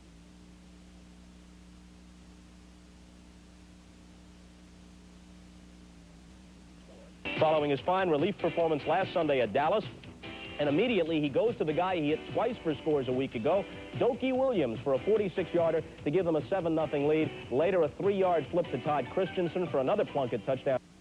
And a very good catch by the offensive line coach of this Cleveland team. I'm sure he told his offensive line that in the halftime, give Bernie Kosar more time to pick up his wide receivers and throw the ball. And Gerald McNeil trying to run it back for the Cleveland Browns. He has yet to break a big one. This time brought down at the 25-yard line to open the second half. Well, there's the telltale stats. 8 penalties in the first half. The Raiders had 4. The handoff to Kevin Mack as the Browns try to establish a running game to open the second half. And Mack is tackled by Mike Haynes. Mack, who rushed for over 1,000 yards as a rookie a year ago. He broke Jim Brown's rookie rushing mark at Cleveland with 1,104 yards. He and Ernest Biner were a great 1-2 punch, both rushing for over 1,000 yards, and the two of them combined for 2,105 yards. That's more than 15 other teams had rushing. Well, and one of the criticisms that Bernie Kosar had was all I did was hand off last year. I'm a throwing quarterback. He's been somewhat critical in times. He said we have to go downfield more. We have to throw to some of our wideouts. But he has to find also Ozzie Newsome in this second half. Kozar is buried. Greg Townsend, the first man to get to him. Townsend starting at defensive tackle in place of the injured Howie Long this afternoon.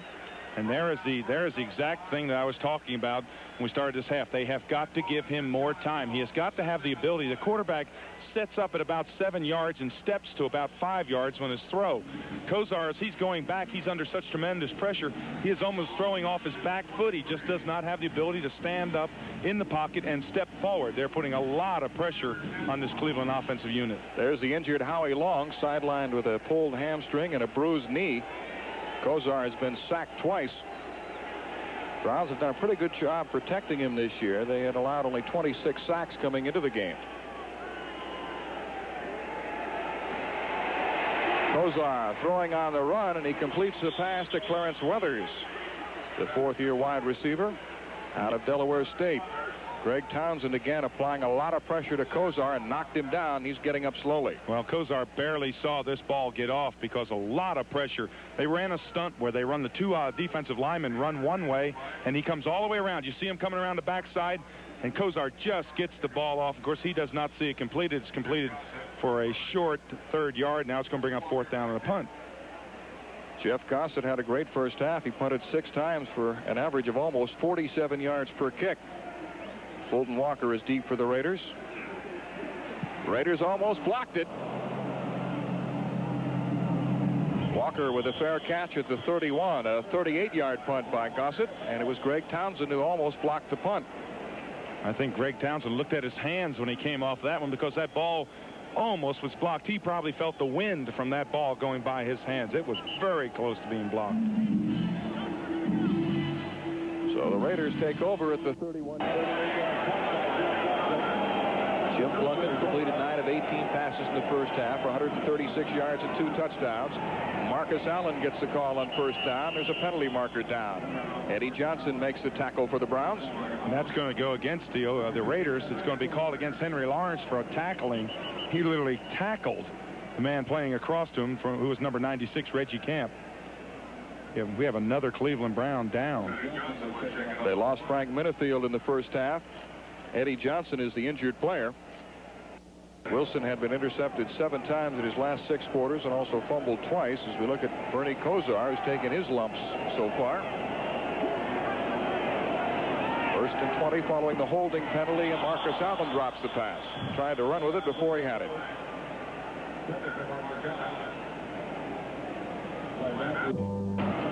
Second down and 20 for the Raiders, and they stay on the ground with a handoff to Frank Hawkins, wrapped up by Big Sam Clancy, number 91, the 6'7", 260-pounder. And you hate to talk about a pivotal play, but this 3rd down is going to be a pivotal play for the Cleveland Browns. If they're able to hold the Raiders here, they'll force a punt from about the 25-yard line. They'll again get great field position. Plunkett is 9 of 19 for 136 yards, but this is really a big play for the Cleveland Browns. They have got to stop this 3rd down. Tim Moffitt is put out wide to the right side.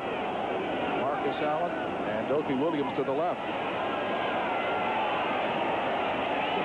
Plunkett's pass is caught by Moffitt, his first reception of the game, but short of a first down. Mark Harper made the tackle, a gain of 12, but they needed 18 for a first down. The Raiders will have to punt. Well, if time was a factor, Jim Plunkett had a week back there. He could have eaten a sandwich back there. The Browns did not rush. They only rushed 3 linemen. They had 1 going soft, and as we look at the 10-minute ticker. McNeil standing back at the 16-yard line.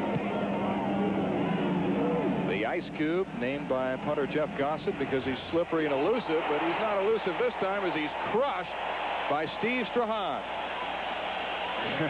That's what you call guessing the wrong way to try and get outside, and he did. He guessed the wrong way, and he got smashed. The Ice Cube melts under the wilting pressure of Steve Strahan, and with 10:56 left in the 3rd quarter, the Raiders lead by 10. Monday night in the Browns' victory over the Dolphins, Bernie Kozar passed for 275 yards in the first half en route to a 401-yard night, but he was held only 76 yards passing in the first half of this game. First down for the Browns at the 20. Langhorne in motion. Curtis Dickey. Reggie McKenzie wraps him up for the Raiders. But let me make a correction there, too, or not a correction, but an emphasis to that graphic. He was not under the rush that he is under today.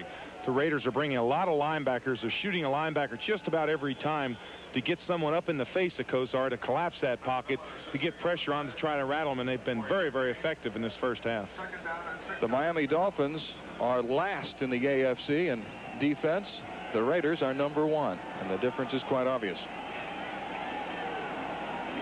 Kevin Mack trying to get outside and driven out of bounds. He was trying to follow the block of the pulling right guard, Dan Fike, number 69, but Reggie McKenzie did a good job on the play. Well, that was an interesting play to watch Fike get out there. If he gets that block, it allows Kevin Mack to set up the running back where he's going to cut. But Fike, when he came out there, he tried to kick him out. The running back had to go outside, and consequently he just runs out of bounds. The defensive player played that very well. Fike was signed with the Browns, a free agent. He previously played with the Jets and Tampa Bay. Neither Mack nor Dickey has really been able to get going. Mack has carried 6 times for 26 yards. Dickey 7 for 28. Herman Fontenot is in there now on 3rd and 2.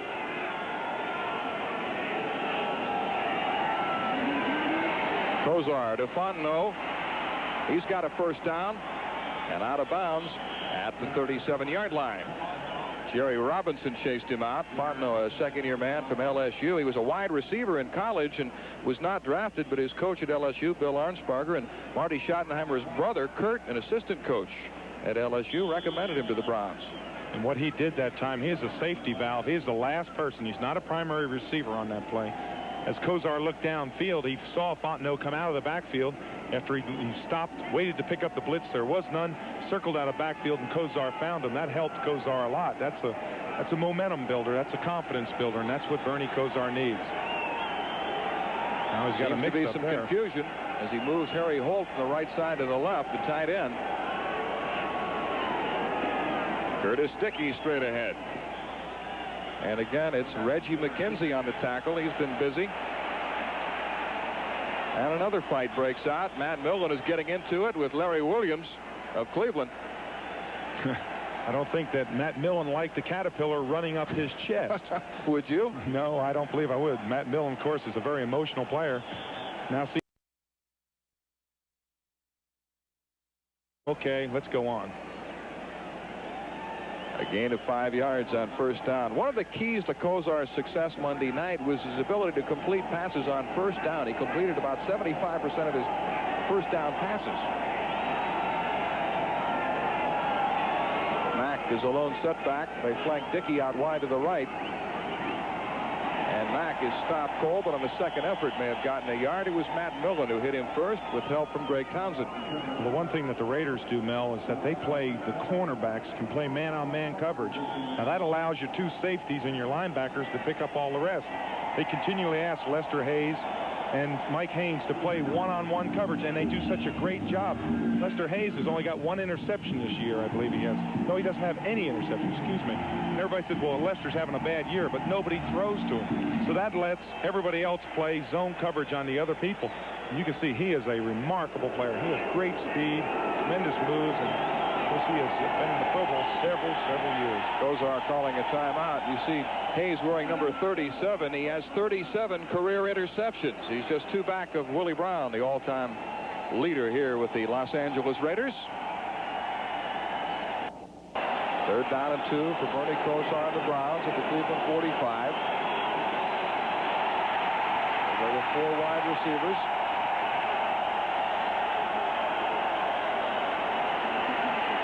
Kosar's pass is complete to Brian Brennan.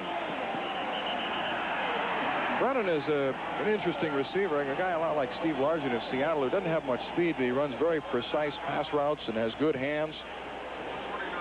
Well, that's a sign of a great receiver when he can run those pass routes and can be exactly where he's supposed to be at the precise time, because all the pass routes, as we look at the time. At least he was supposed to play in today's game. He's been out with a concussion. Kosar with play action. In trouble. And down he goes again. Sacked for the 3rd time. John Jones gets credit for the sack. That's his 9th of the season. He leads the team in sacks. 275-pounder from Northeastern.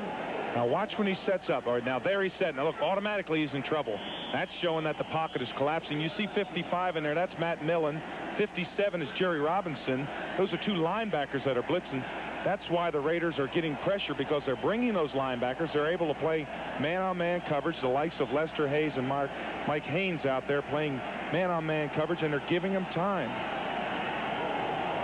2nd down and 18.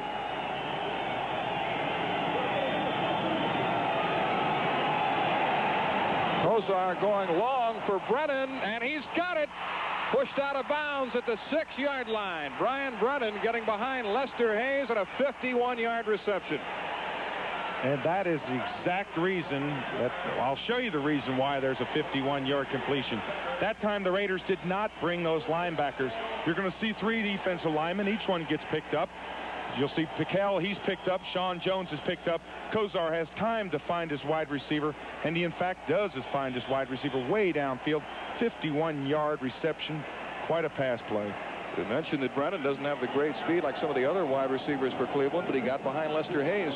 Well, Lester Hayes plays a zone coverage on the man. When he plays man-on-man, he thinks that his defensive line is going to get to him before that man can get 12 to 15 yards downfield. And Lester gambled that time, thinking it was going to be a different pattern, and he lost. 1st and goal to go at the 6-yard line. Curtis Dickey driving down to about the 3-yard line. Mike Babb, the center, and the right guard. Dan Fike leading the way for Dickey. How quickly you can go from a hero to a goat as a defensive back. 1 minute Lester Hayes is guarding everybody, intercepting the ball, knocking him down. No one can play one-on-one. And in one play, your entire game can change. You can go from the hero to the goat to be beat by a 51-yard pass and put your team in a lot of pressure. James Davis has replaced Mike Haynes in the secondary for the Raiders. It's 2nd down, goal to go at the 2-yard line. They've got big Dave Pazzulli in there, the 260-pounder to block. Kevin Mack following Pazzulli, and he's in for his 2nd touchdown. He got a fine block from Pazzulli and also from George Lilja, who was in there. Kevin Mack with his 2nd touchdown of the game and his 4th of the season, and it's now 17-13 Raiders. And what Mack does is find the seam. You can see he makes a quick cut back there, finds a little seam, and scratches back in the end zone. He did get 2 fine blocks in there, one by Lilja and the other one by Pazzulli, but he really found the seam back behind that play, and they are right back in this ball game, 17-14. If Mr. Barr makes this extra point. Jeff Gossett holding for him. And Barr's conversion kick is good. So with 6:28 remaining in the 3rd quarter, the Browns are back in the game. It's the Raiders 17 and Cleveland 4. Kevin Mack scoring from 2 yards out to draw the Browns to within 3. Now watch Pazzulli. His block is outside. Now watch Kevin Mack cut back inside and just runs over Stacy Duran there, number 30. But good choice by Kevin Mack. Holden Walker at the 3-yard line. And he's out to the 24, brought down by Scott Nicholas of Cleveland. Walker, who once ran a kickoff back 98 yards for a touchdown at Super Bowl 17. Coverage has been pretty good on the part of both these teams, but neither has been able to break a punt or a kickoff return. Awesome. It's a game between 2 teams that are really making good adjustments. Neither team has really made a mistake in this game, even though Kosar has thrown the interceptions. But really, you see the entire momentum changing. The Raiders had everything going right for them. Several times they started in great field position. But now Cleveland has come back to control the line of scrimmage a little bit better. They're holding them. They're not allowing them to get those 2 and 3 first downs. Marcus Allen is in the game, and he takes the handoff from Jim Plunkett. Runs right into Eddie Johnson, who was shaken up earlier. But that's a good example of how they're controlling that line of scrimmage. They give Marcus Allen about 1 yard. He takes the ball so deep in the backfield, he can see that cutback. He's got great vision. He has great vision into the hole. He sees the seam. Let's see how far back he takes the ball. When he makes his cut, he can see wherever there's a seam. There was no seam because right now Cleveland is controlling the line of scrimmage. Marcus Allen, who passed Clem Daniels, moved into the number 2 spot in all-time rushing for the Raiders today. Mark Van Eegen is a leader with 5,907 yards. Plunkett hits Todd Christensen. Brought down close to a first down by Mark Harper and Chip Banks. time Plunkett had all day to pass the ball because Cleveland is they're still not getting a lot of pressure. Golick got a late charge in there. Watch Golick here. He's number 79 in the middle of your picture. He's going to come around. Now, he gets a late charge in there, but look at Plunkett. He's just sitting up in there. You see Golan's clawing, scratching, trying to get back there, but really Plunkett is standing in the pocket. He's got a lot of time. Christensen picks up the first down at the 35-yard line. 5:03 remaining in the third quarter. The Raiders with a 17-14 lead. Frank Hawkins in motion. Marcus Allen wrestled down by Golick. Well, you want to see what it's like to play nose tackle in the NFL? Bob Golick, number 79. There he is over center. Now watch his job. His job is to get into the center, not let the center get position on him, stay square. Now once he gets back, he has to fight back across the center space. He does a good job on that play. That's a good job for a nose tackle. He was an All-American wrestler in high school and at Notre Dame, and he feels that his wrestling background really helps him play that position. I don't think he has a neck, does he? Second down and 5. Hawkins and Allen in the eye. Marcus Allen hit at the line of scrimmage by Sam Clancy. And let's go now to Ahmad Rashad in New York. Take the Indianapolis Colts even up, and they were 16-point underdogs against the Jets. He may have his finest hour. Plunkett on 3rd and 5. Going long, and it's off the fingertips of Dokie Williams, who'd gotten behind Hanford Dixon. Oh, and Dokie Williams is really upset. He knows that he was tripped. He lost his footing. Now, we might be able to see this again, but he lost his footing. He thinks that he was tripped up. Now, watch right there. You look at the defender. See right there where he starts to stumble? He thinks that he was tripped up. Boy, that was awfully close. Of course, we got two referees, one on the top of the screen, one on the bottom screen, and they're watching it. Evidently, they were close up on it, and they did not see the interference by the defender. Dokie Williams, sir, thought he was, but Hanford Dixon probably is. You know, we talked about the cornerbacks in this game. If Hayes and Haynes are not the best for the Raiders, then Minifield and Dixon certainly are, because they just play magnificent football like that cornerback. The Ice Cube, Gerald McNeil. Ray Guy gets off a dandy kick. McNeil at the 11. Just can't break one for any sizable yardage. A 49-yard kick by Ray Guy. Frank Hawkins down there on the coverage for the Raiders. And anytime you get that type of a height, where you let 6 or 7 of the Raiders were down within 5 yards, there's just no way that you're going to break it. If we look Eagles and Green Bay up to Tampa Bay, 31-7. Have more scores coming up after this play. Ozzie Newsome in motion. He still hasn't caught a pass. That's his first reception of the day, and that extends his streak to 109 consecutive games in which he's caught a pass. He had a reception in the first half, but it was called back because of a penalty. And I was getting a little bit concerned for Ozzie because he is a magnificent player. He really has played well. Second down and 5. Brian Brennan in motion. Curtis Dickey stopped cold. Greg Townsend was the first man to hit him. And then Jerry Robinson finished him off. Townsend normally in there in pass rush situations, but Howie Long is sitting this one out with an injury, so Townsend is playing against the run and the pass. So watch Curtis Dickey go to the outside. There's Howie Long. He is a remarkable player. He's from Villanova University, which you wouldn't think would be a great powerhouse of football, but boy, they really produced a winner in him. He just comes at you all the time. When a great player retires, the school often retires his number, or when he graduates, I should say, they retire his number, but when Long left Villanova, they retired the program. Pass complete to Brennan. Mike Haynes right there with him to make sure he's not going anywhere. Well, and a punting situation. We just got an update on that Rams score, and you hear the fans, they're cheering a little bit too. Jim Everett has passed another touchdown, a 20-yard touchdown. That's his 3rd touchdown, and the Rams are now leading New England 28-16. This is the 8th punt of the game for Gossett.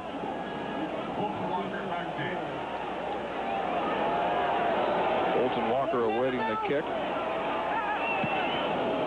Good punt. Walker at the 31, 40, to the 45-yard line. A 46-yard punt by Gossett, a 13-yard return to Anthony Griggs was down there in the coverage. We have 1:42 left in the third quarter. The Raiders leading the Browns 17-4. First down for the Raiders at the 45. Talking about the Browns is across early, and a penalty marker is down. Marcus Allen takes it into Cleveland territory. Looks like Chip Banks moved early, the left side linebacker for the Browns. Well, there's very little doubt on that one. He was offsides. The decision is just whether you take, it'll be first down and 5 or second down and about 4. So I believe they'll take first down. Offside 56. They'll take the penalty. It's first down. Thank you, Mr. Drive. So he played, he was a referee. Is that when they invented the game of basketball back when you played? The old Peach. I don't go that far back. Give me a break. But that's how he got started as an official. He and Pat Haggerty, another NFL official, were high school teachers together at Lincoln High School in Denver, Colorado, and coached at various times. Just worked their way up from officiating high school games to the NFL, and they've both been in the league for years. Marcus Allen off right tackle. Seems to be running much better in the second half than he did in the first half or last week. And now is when the Raiders really get to you as a defensive unit. I know what it's like to play against them, and I know what it's like to play for them. What they do now is they're going to play power football, very conservative. Use Marcus Allen, see if they can just run power football, run the fullback up in there, pick up 3 or 4 yards, see if you can break Marcus for 6 or 7 yards, throw a few conservative passes, and just eat up the clock, eat this third quarter down to nothing, get into the fourth quarter and have a lead. He's averaging 5 yards a carry. On first down, it's Allen again, but he slipped and lost his footing.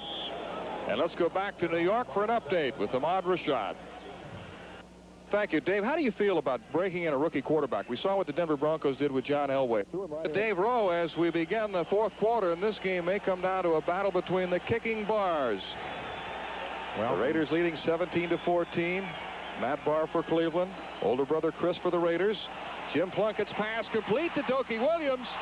To the 10, to the 5. Touchdown!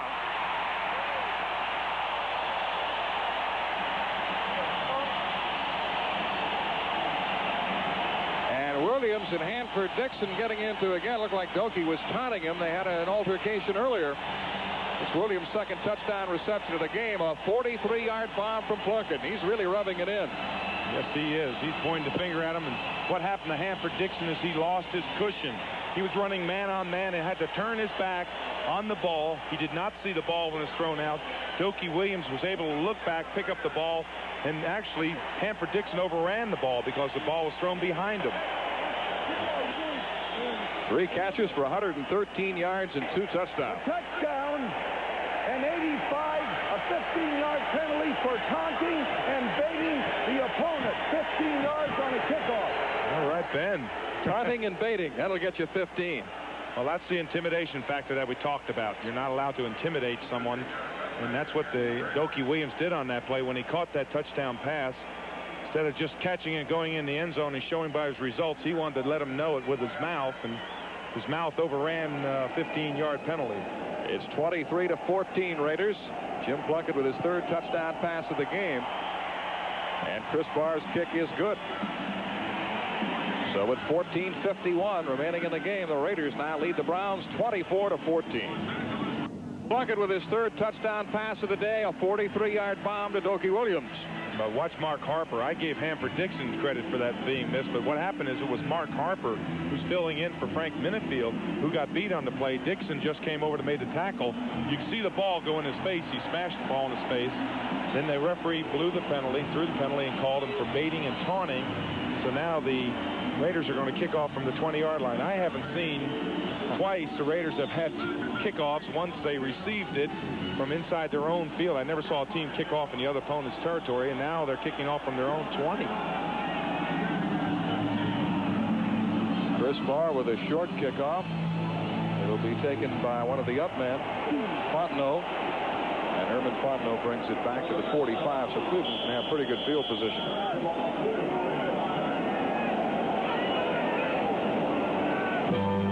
Proctor with Dave Rowe in Los Angeles as Cleveland goes to work at the Brown 45, 14:42 remaining in the game. And the Raiders lead it 24-14. Curtis Dickey and Kevin Mack are the running backs.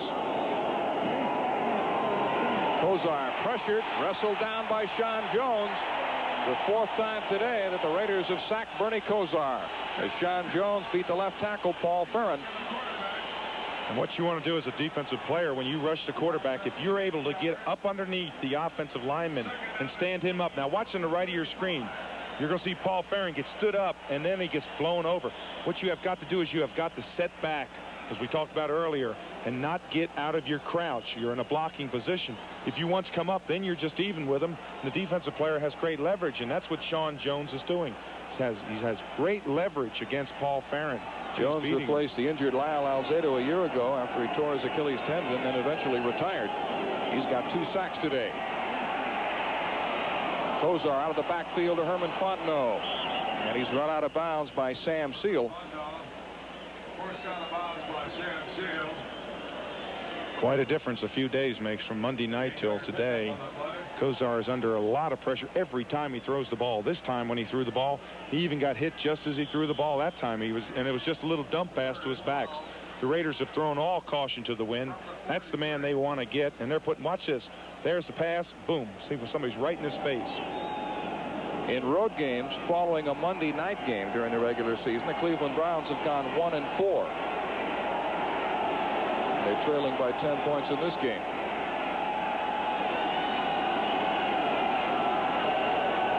Brennan in motion. Kosar unloads under pressure. Incomplete, intended for Reggie Langhorne, but he had to get rid of it because Stacy Turan was coming out of safety blitz. You can see Kosar getting up from the ground again. That time the Raiders didn't try to hide it. They brought all the men up on the line of scrimmage. Now watch how quickly. There's 56, Jeff Barnes running in, Rod Martin's in there, Stacy Turan is in there. And that's the position that Bernie Kosar has been on a lot today, looking down at the ground, getting back up because he has had no time to throw. The momentum quite obviously has shifted back to the Raiders. Cleveland scored to cut the Raider lead to 17-14, but then a big touchdown throw by Plunkett. Good kick by Gossett. Walker at the 6. To the 20. To the 26-yard line. Good run back by Fulton Walker. A 21-yard return, and Mike Johnson made the tackle. We'll return to the Los Angeles Coliseum with the Raiders leading the receptions today. He had 2 last week, so that's 4 in 2 weeks, a total of 7 on the year, and that's the most touchdown receptions since Bob Chandler had 10 in 1980 for the Raiders. First down for the Raiders. Marcus Allen following Hawkins outside. Fine play defensively by Ray Ellis to bring him down. That was a good play by Ray Ellis. But what he did that time is, as Marcus Allen gave him the stiff arm, he just grabbed his arm and yanked him down. That's a good play. You know, we talked a lot about the quarterbacks of '83. Everybody talks about the Elways and all those, but there was a great class of '71, and there's the quarterback class of that '71. There's the 2 people that are left, of course, Plunkett and Anderson. How about some of those names? Joe Theismann, broken leg, retired him to the broadcast booth. Dan Pastorini is running drag racers these days. Well, there was Scott Hunter and Joe Reed were in that also, and they were some pretty good quarterbacks. Plunkett trying to go to Todd Christensen. It's incomplete. Ray Ellis broke up the play. Rex Kern was another fine quarterback from that crop, and Scott Hunter, who played with the Packers, Joe Reed. You know, I remember the first game that Jim Plunkett played in. I was with New England that time, and he beat the Raiders, believe it or not, 20-6. To those viewers who have just joined us to watch our house, please stay. Their #1 draft choice and led the Patriots to victory that day against these same Raiders, 20-6, and everybody thought the Raiders were destined for down the tubes, and the Patriots were going to the Super Bowl. Plunkett's pass to Marcus Allen. Penalty marker down as Allen is knocked out of bounds by Chip Banks. They were roommates in college at USC, and Banks used to practice covering Allen coming out of the backfield. Face mask call. Now, watch on the left side of your screen. You're going to see, I think it was on Shelby Jordan. Now, watch right there. See if you don't see a face mask. Right up inside, to see he got his hand up inside there. That was Reggie Camp, who got his hand up inside the face mask. That's a 5-yard penalty. Shelby Jordan. Number 96 grabbed the face mask. 5-yard penalty, and it's 3rd down. Reggie Camp. Shelby Jordan is in there in place of Henry Lawrence, who was shaken up earlier but came back in the first half. A great picture of what you do as a defensive lineman. You used to be able to jam the lineman in the face mask. You could slap him in the head. Now you can't slap him in the head. You used to be able to hit them in the face mask and kind of block their eyes, but you can't do that anymore. It's an offensive game today. Sounds like the voice of experience speaking. Oh, I remember a lot of those tricks. The double head slap, when you came up and slapped them on one side of the head to get their attention, and then you really got it with your right hand as you clubbed them in the side of the head and just about rolled it to the edge of their shoulder. Henry Lawrence is sidelined with bruised ribs. He will not return. He also got poked in the eye by Reggie Camp earlier in the game. See, the discussion now is whether they want to take the play, because the play would have gotten them close to a first down. And we pause briefly for station identification. This is the NBC Television Network. KSBW TV8, Salinas, Monterey, San Jose. First in local news. Mel Proctor with Dave Rowe in Los Angeles with 12:59 remaining in the fourth quarter. The Los Angeles Raiders, behind 3 touchdown passes by Jim Plunkett, lead Cleveland 24-14. Well, we're having a big discussion here because the play got almost, well, the guy actually got a little bit more yardage than what the penalty did. So quickly Ben Dreiss said that's a 5-yard penalty, and he was going to mark it off. And then the Raiders brought it to his attention and said, hey, wait a minute. Now Ben's just going to mark it off. He said, I don't care what you say. We're going on with this game. Now Eddie Johnson wants an explanation. He's saying you put the ball down there first time. Now you're moving it up there. Why?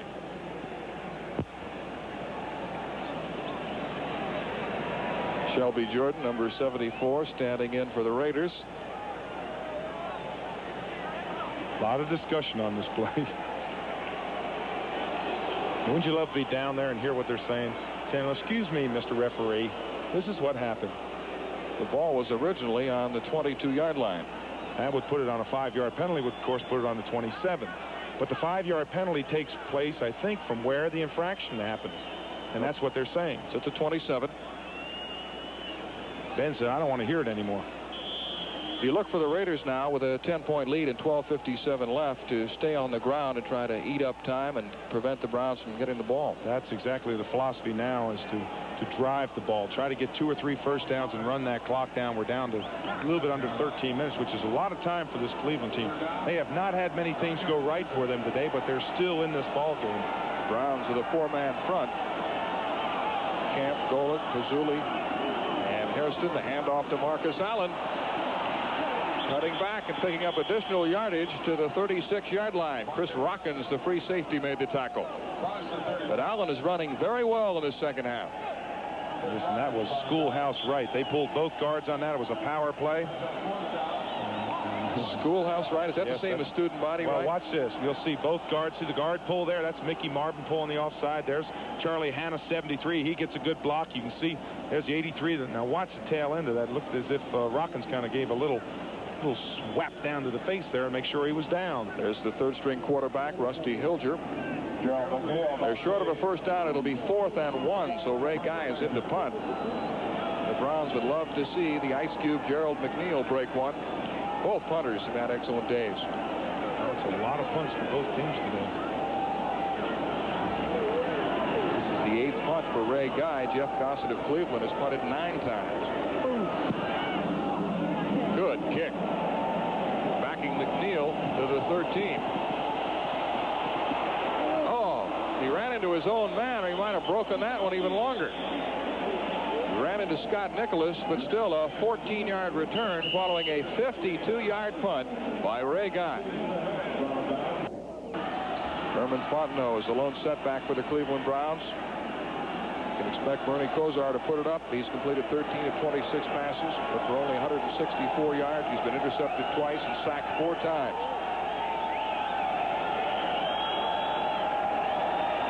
Here comes Turan on a safety blitz, and he gets him again. Pass is incomplete. I think he got rid of it in time. But Turan has spent a lot of time in the Cleveland backfield today. Well, they've accomplished what they wanted to accomplish, and that is disrupt the timing of Bernie Kosar. Now watch out of his right eye. He looks at him. He says, oh, no, there he is. He's right in the backfield. Kosar doesn't even get a chance to throw the ball. But the Raiders have been able, because of that great corner coverage, where they're going man-to-man, they've been able to blitz those linebackers. And with one running back there, Fontenot that time, he's unable to pick up that blitz because he is setting to one side or the other, and the other side is where the blitz is coming from. 2nd down and 10. 4 wide receivers for the Browns.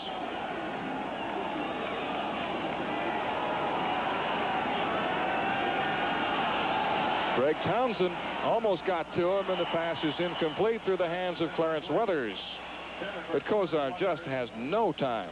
No, he doesn't. See, whichever side Fontenot comes out, he comes out and he sets up in the eye back right behind Kozar. And as Kozar goes into his count, Fontenot shifts to that side of the line, one side or the other. When he shifts to a halfback position, they're bringing the other side lineman or back is blitzing from that side, so they're blitzing away from Fontenot, putting pressure right in Bernie Kozar's face. Let's watch it again, see if they do it in fact again. They've got one back in the backfield. You'll see the other back will shift up. Now there's Fontenot. He's going to shift to the right. Let's see if they rush him from the left.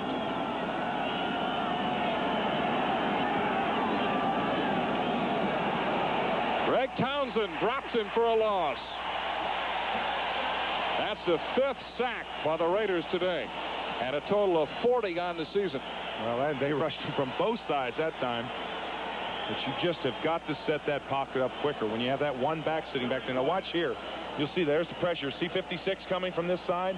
And now watch the top side. They've got 7 people rushing the quarterback.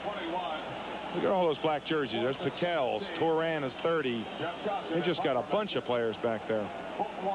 Jeff Gossett with his 10th punt of the game. Penalty marker is down. Fulton Walker fields it at the 42.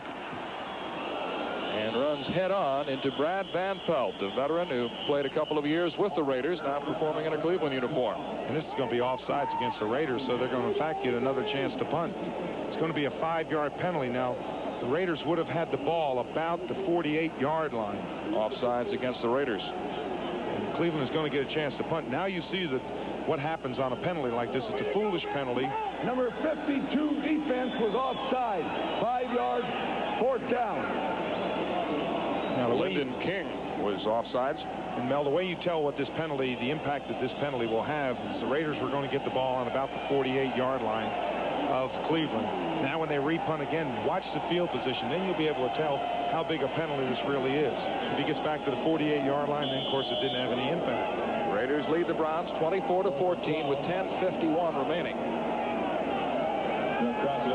Jeff Gossett is running from his 10-yard line.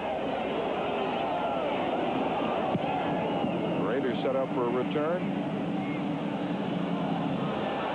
Walker across the 35 and tripped up at the 40 by Scott Nicholas. A 43-yard kick and a 9-yard return by Fulton Walker. Well, to measure the impact of that penalty, it's about a 13-14-yard penalty. And there's the 2 games that are in progress. Jesse Hester is wide to the left. Tim Moffitt split to the right. Hawkins and Napoleon McCallum are the running backs. McCallum. He started the game but hasn't played much since, with Marcus Allen having a big game. Reggie Camp made the tackle for the Browns. Well, he's got to hurry up and get this game over because he's got to get back to the ship. The ship will be sailing if he's not careful. I asked Al Davis if he in fact controlled the Navy, and he just kind of raised his eyebrows and said, "Now, David, you know that's not true." But he got McCallum's ship stationed right here outside of Los Angeles, just fortunate enough to be close enough where he can commute daily to practice back and forth. Should we call him Admiral Davis?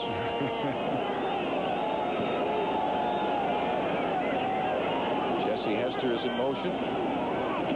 McCallum running hard. And that straight up high knee action, a slashing, powerful style. A lot of people, when McCallum was in college, compared him to Marcus Allen, but Tom Flores says he's a much different type of runner. Oh, I think he is too. I don't think Marcus Allen doesn't run with that great knee action like McCallum does, or a fellow from the running back from San Francisco 49ers. So that's a great knee action. Roger Craig? Roger Craig. But he runs. Allen runs that quick darting motion. He changes direction so quickly. You can see his statistics there. That's better than a 4-yard average. And yeah, I think he's going to rest the rest of the day and watch Mr. McCallum run with his different running style.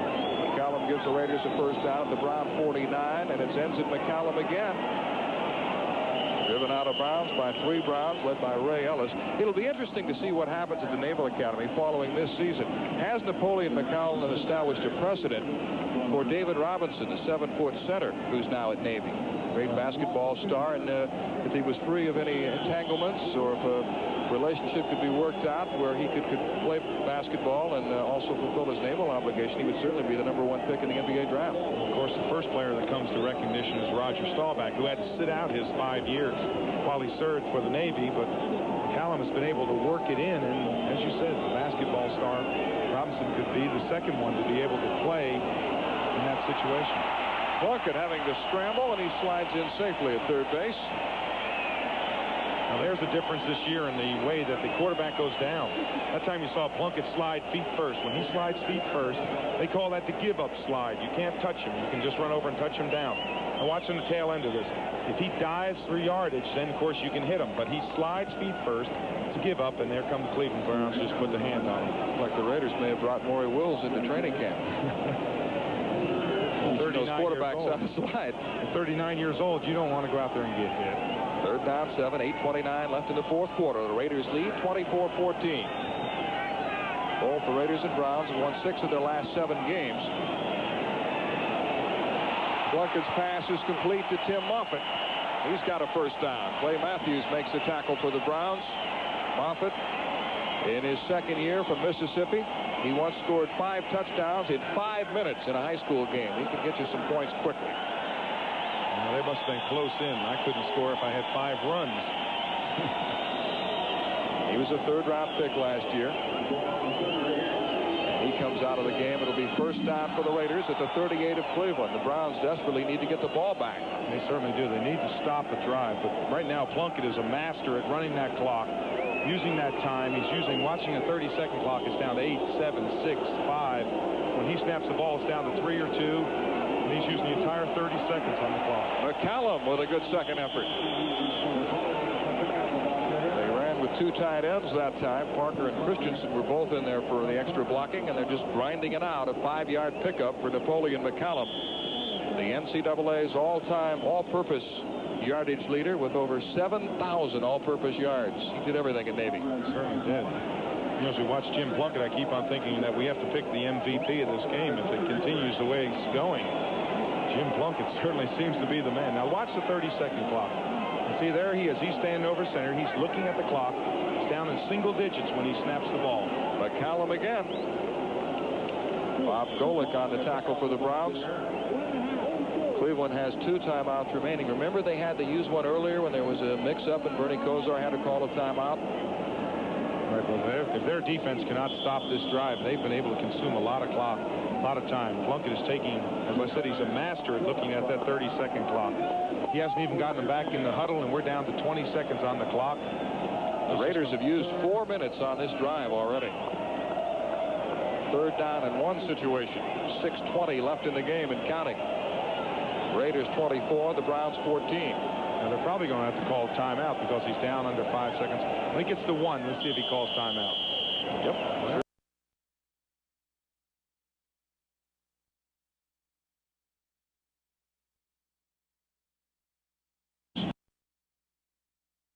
Trophy winner, Super Bowl MVP. Join us next Sunday for an exciting He didn't do well. They cut him. Al Davis picked him up and said, I think he's got a couple more good years in him. And the story of his life has been these Raiders. He has led them to 2 Super Bowls, and they seem somewhat destined, if they can continue their winning tradition here late in the season, to go to another playoff situation. Well, that's been one of the keys to the Raiders' success. Al Davis picking up players regarded by other teams being at the end of their careers and salvaging a couple of years out of them. Lyle Alizado was another example. Dave Rowe, too. Well, I wasn't going to say that. Third down and 1. McCallum keeps the drive alive, picking up the first down. Chris Rockins made the tackle, and time is running out on the Cleveland Browns. The Raiders have dominated this series. They've won 7 of the 8 regular season games between the 2 teams and 2 playoff games. When this drive started, Mel, there was almost 10 minutes on the clock, so you can see that clock ticking down. It's going to be running down, and that really compounds the problems that the Cleveland team has. They cannot stop the clock. They don't want to use their timeouts. They need 2 scores. Each team has 2 timeouts remaining. McCallum following Frank Hawkins into the line. running hard. 1-2 punch of McCallum and Allen has been very effective today. This is when it becomes long for a defensive lineman. I know what it's like to be out in that field. There's Al Davis, of course, in the middle. And he's enjoying a happy day. The Raiders. He was really concerned before the game because of the injury to Howie Long. Yeah, he really was. Worried about the Raiders' ability to put a lot of pressure on Bernie Kosar, but they were able to do that even without Howie Long. Well, that's again because they could play man-to-man defense, and they shut down the two outside wide receivers. For Cleveland all day, they've shut them down.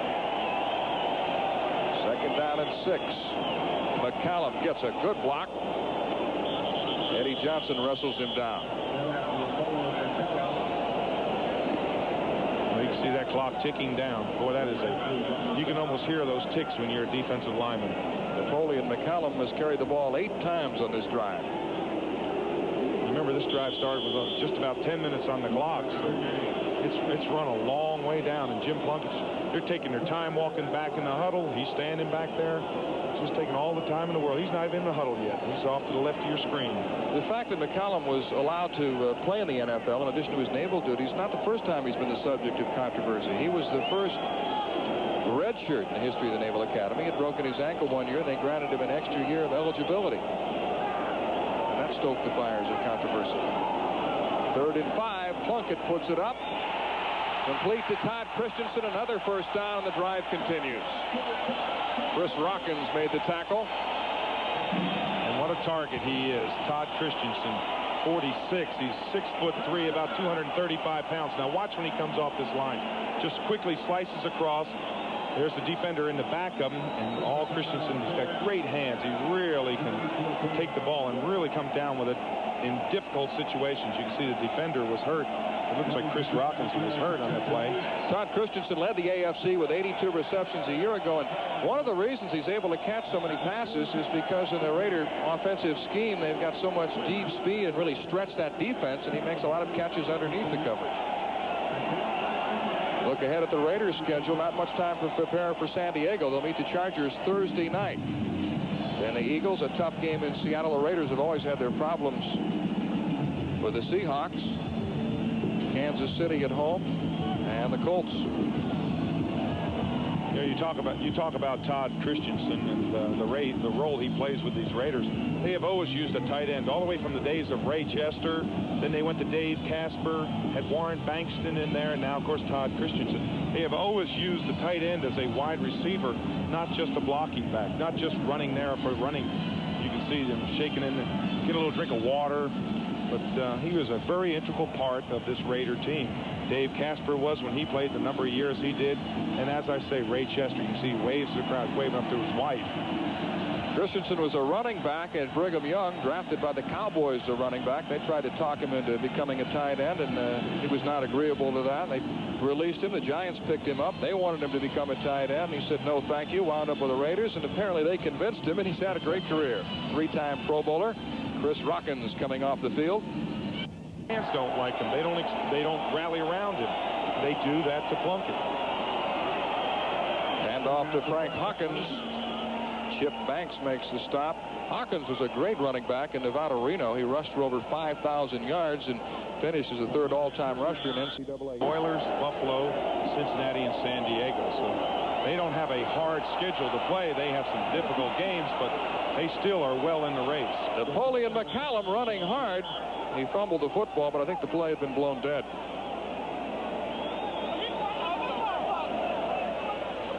Right now, it's rip the ball out time. Try to cause that miscue. Try to cause something to happen. But really, the Raiders have played flawless football today. They have not been hurt by the interception. They have not been hurt by the fumble, and the clock just ticks down. Before we get this playoff, we'll probably be at the 2-minute warning. Timeout, Cleveland. The Browns call their second timeout. They have 1 remaining with 2:20 remaining in the 4th quarter. When it started, and it's now down to just a little bit over 2 minutes and 8 minutes and 20 seconds. That's the master of a seasoned quarterback. Denver with the Raiders. McCallum and Steve Strahan, number 39, are in the backfield. 3rd down and 4 from the 7-yard line. McCallum dropped at about the 8 or 9 by Chip Banks.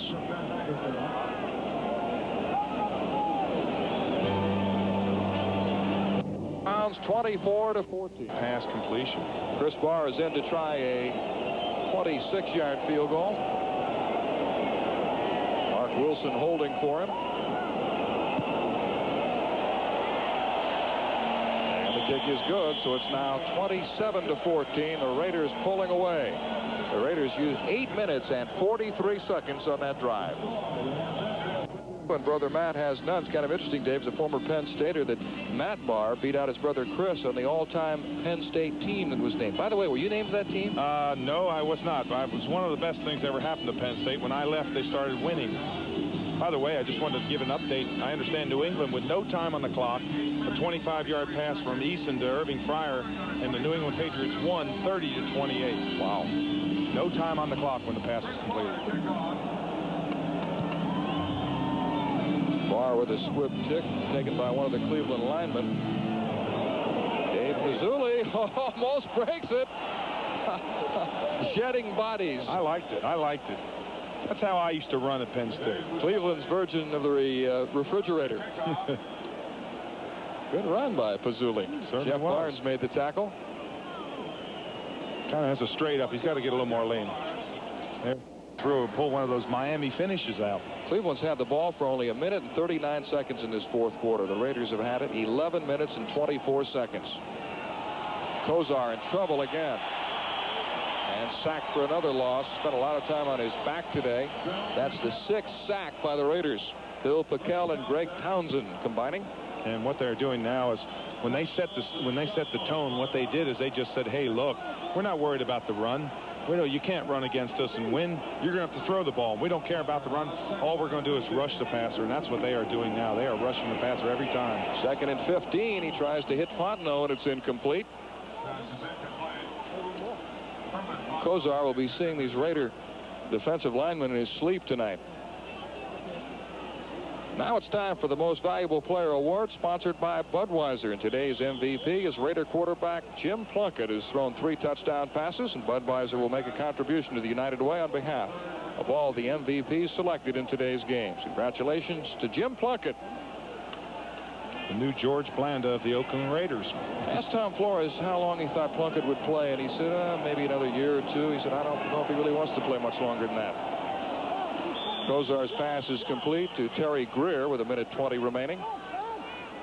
15-yard pickup.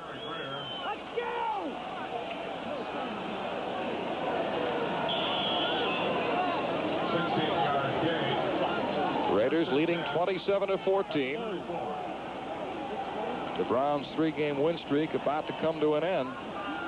Herman Fontenot trying to get outside, and he's out of bounds. The executive producer of NBC. Less than a minute remaining.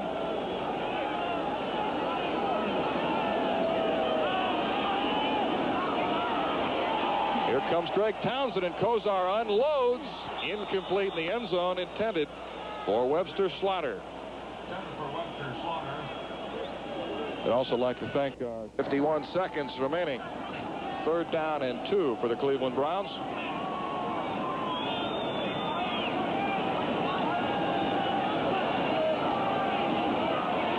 Townsend getting to Kosar, but he got the pass away. He's getting to know Greg Townsend real well.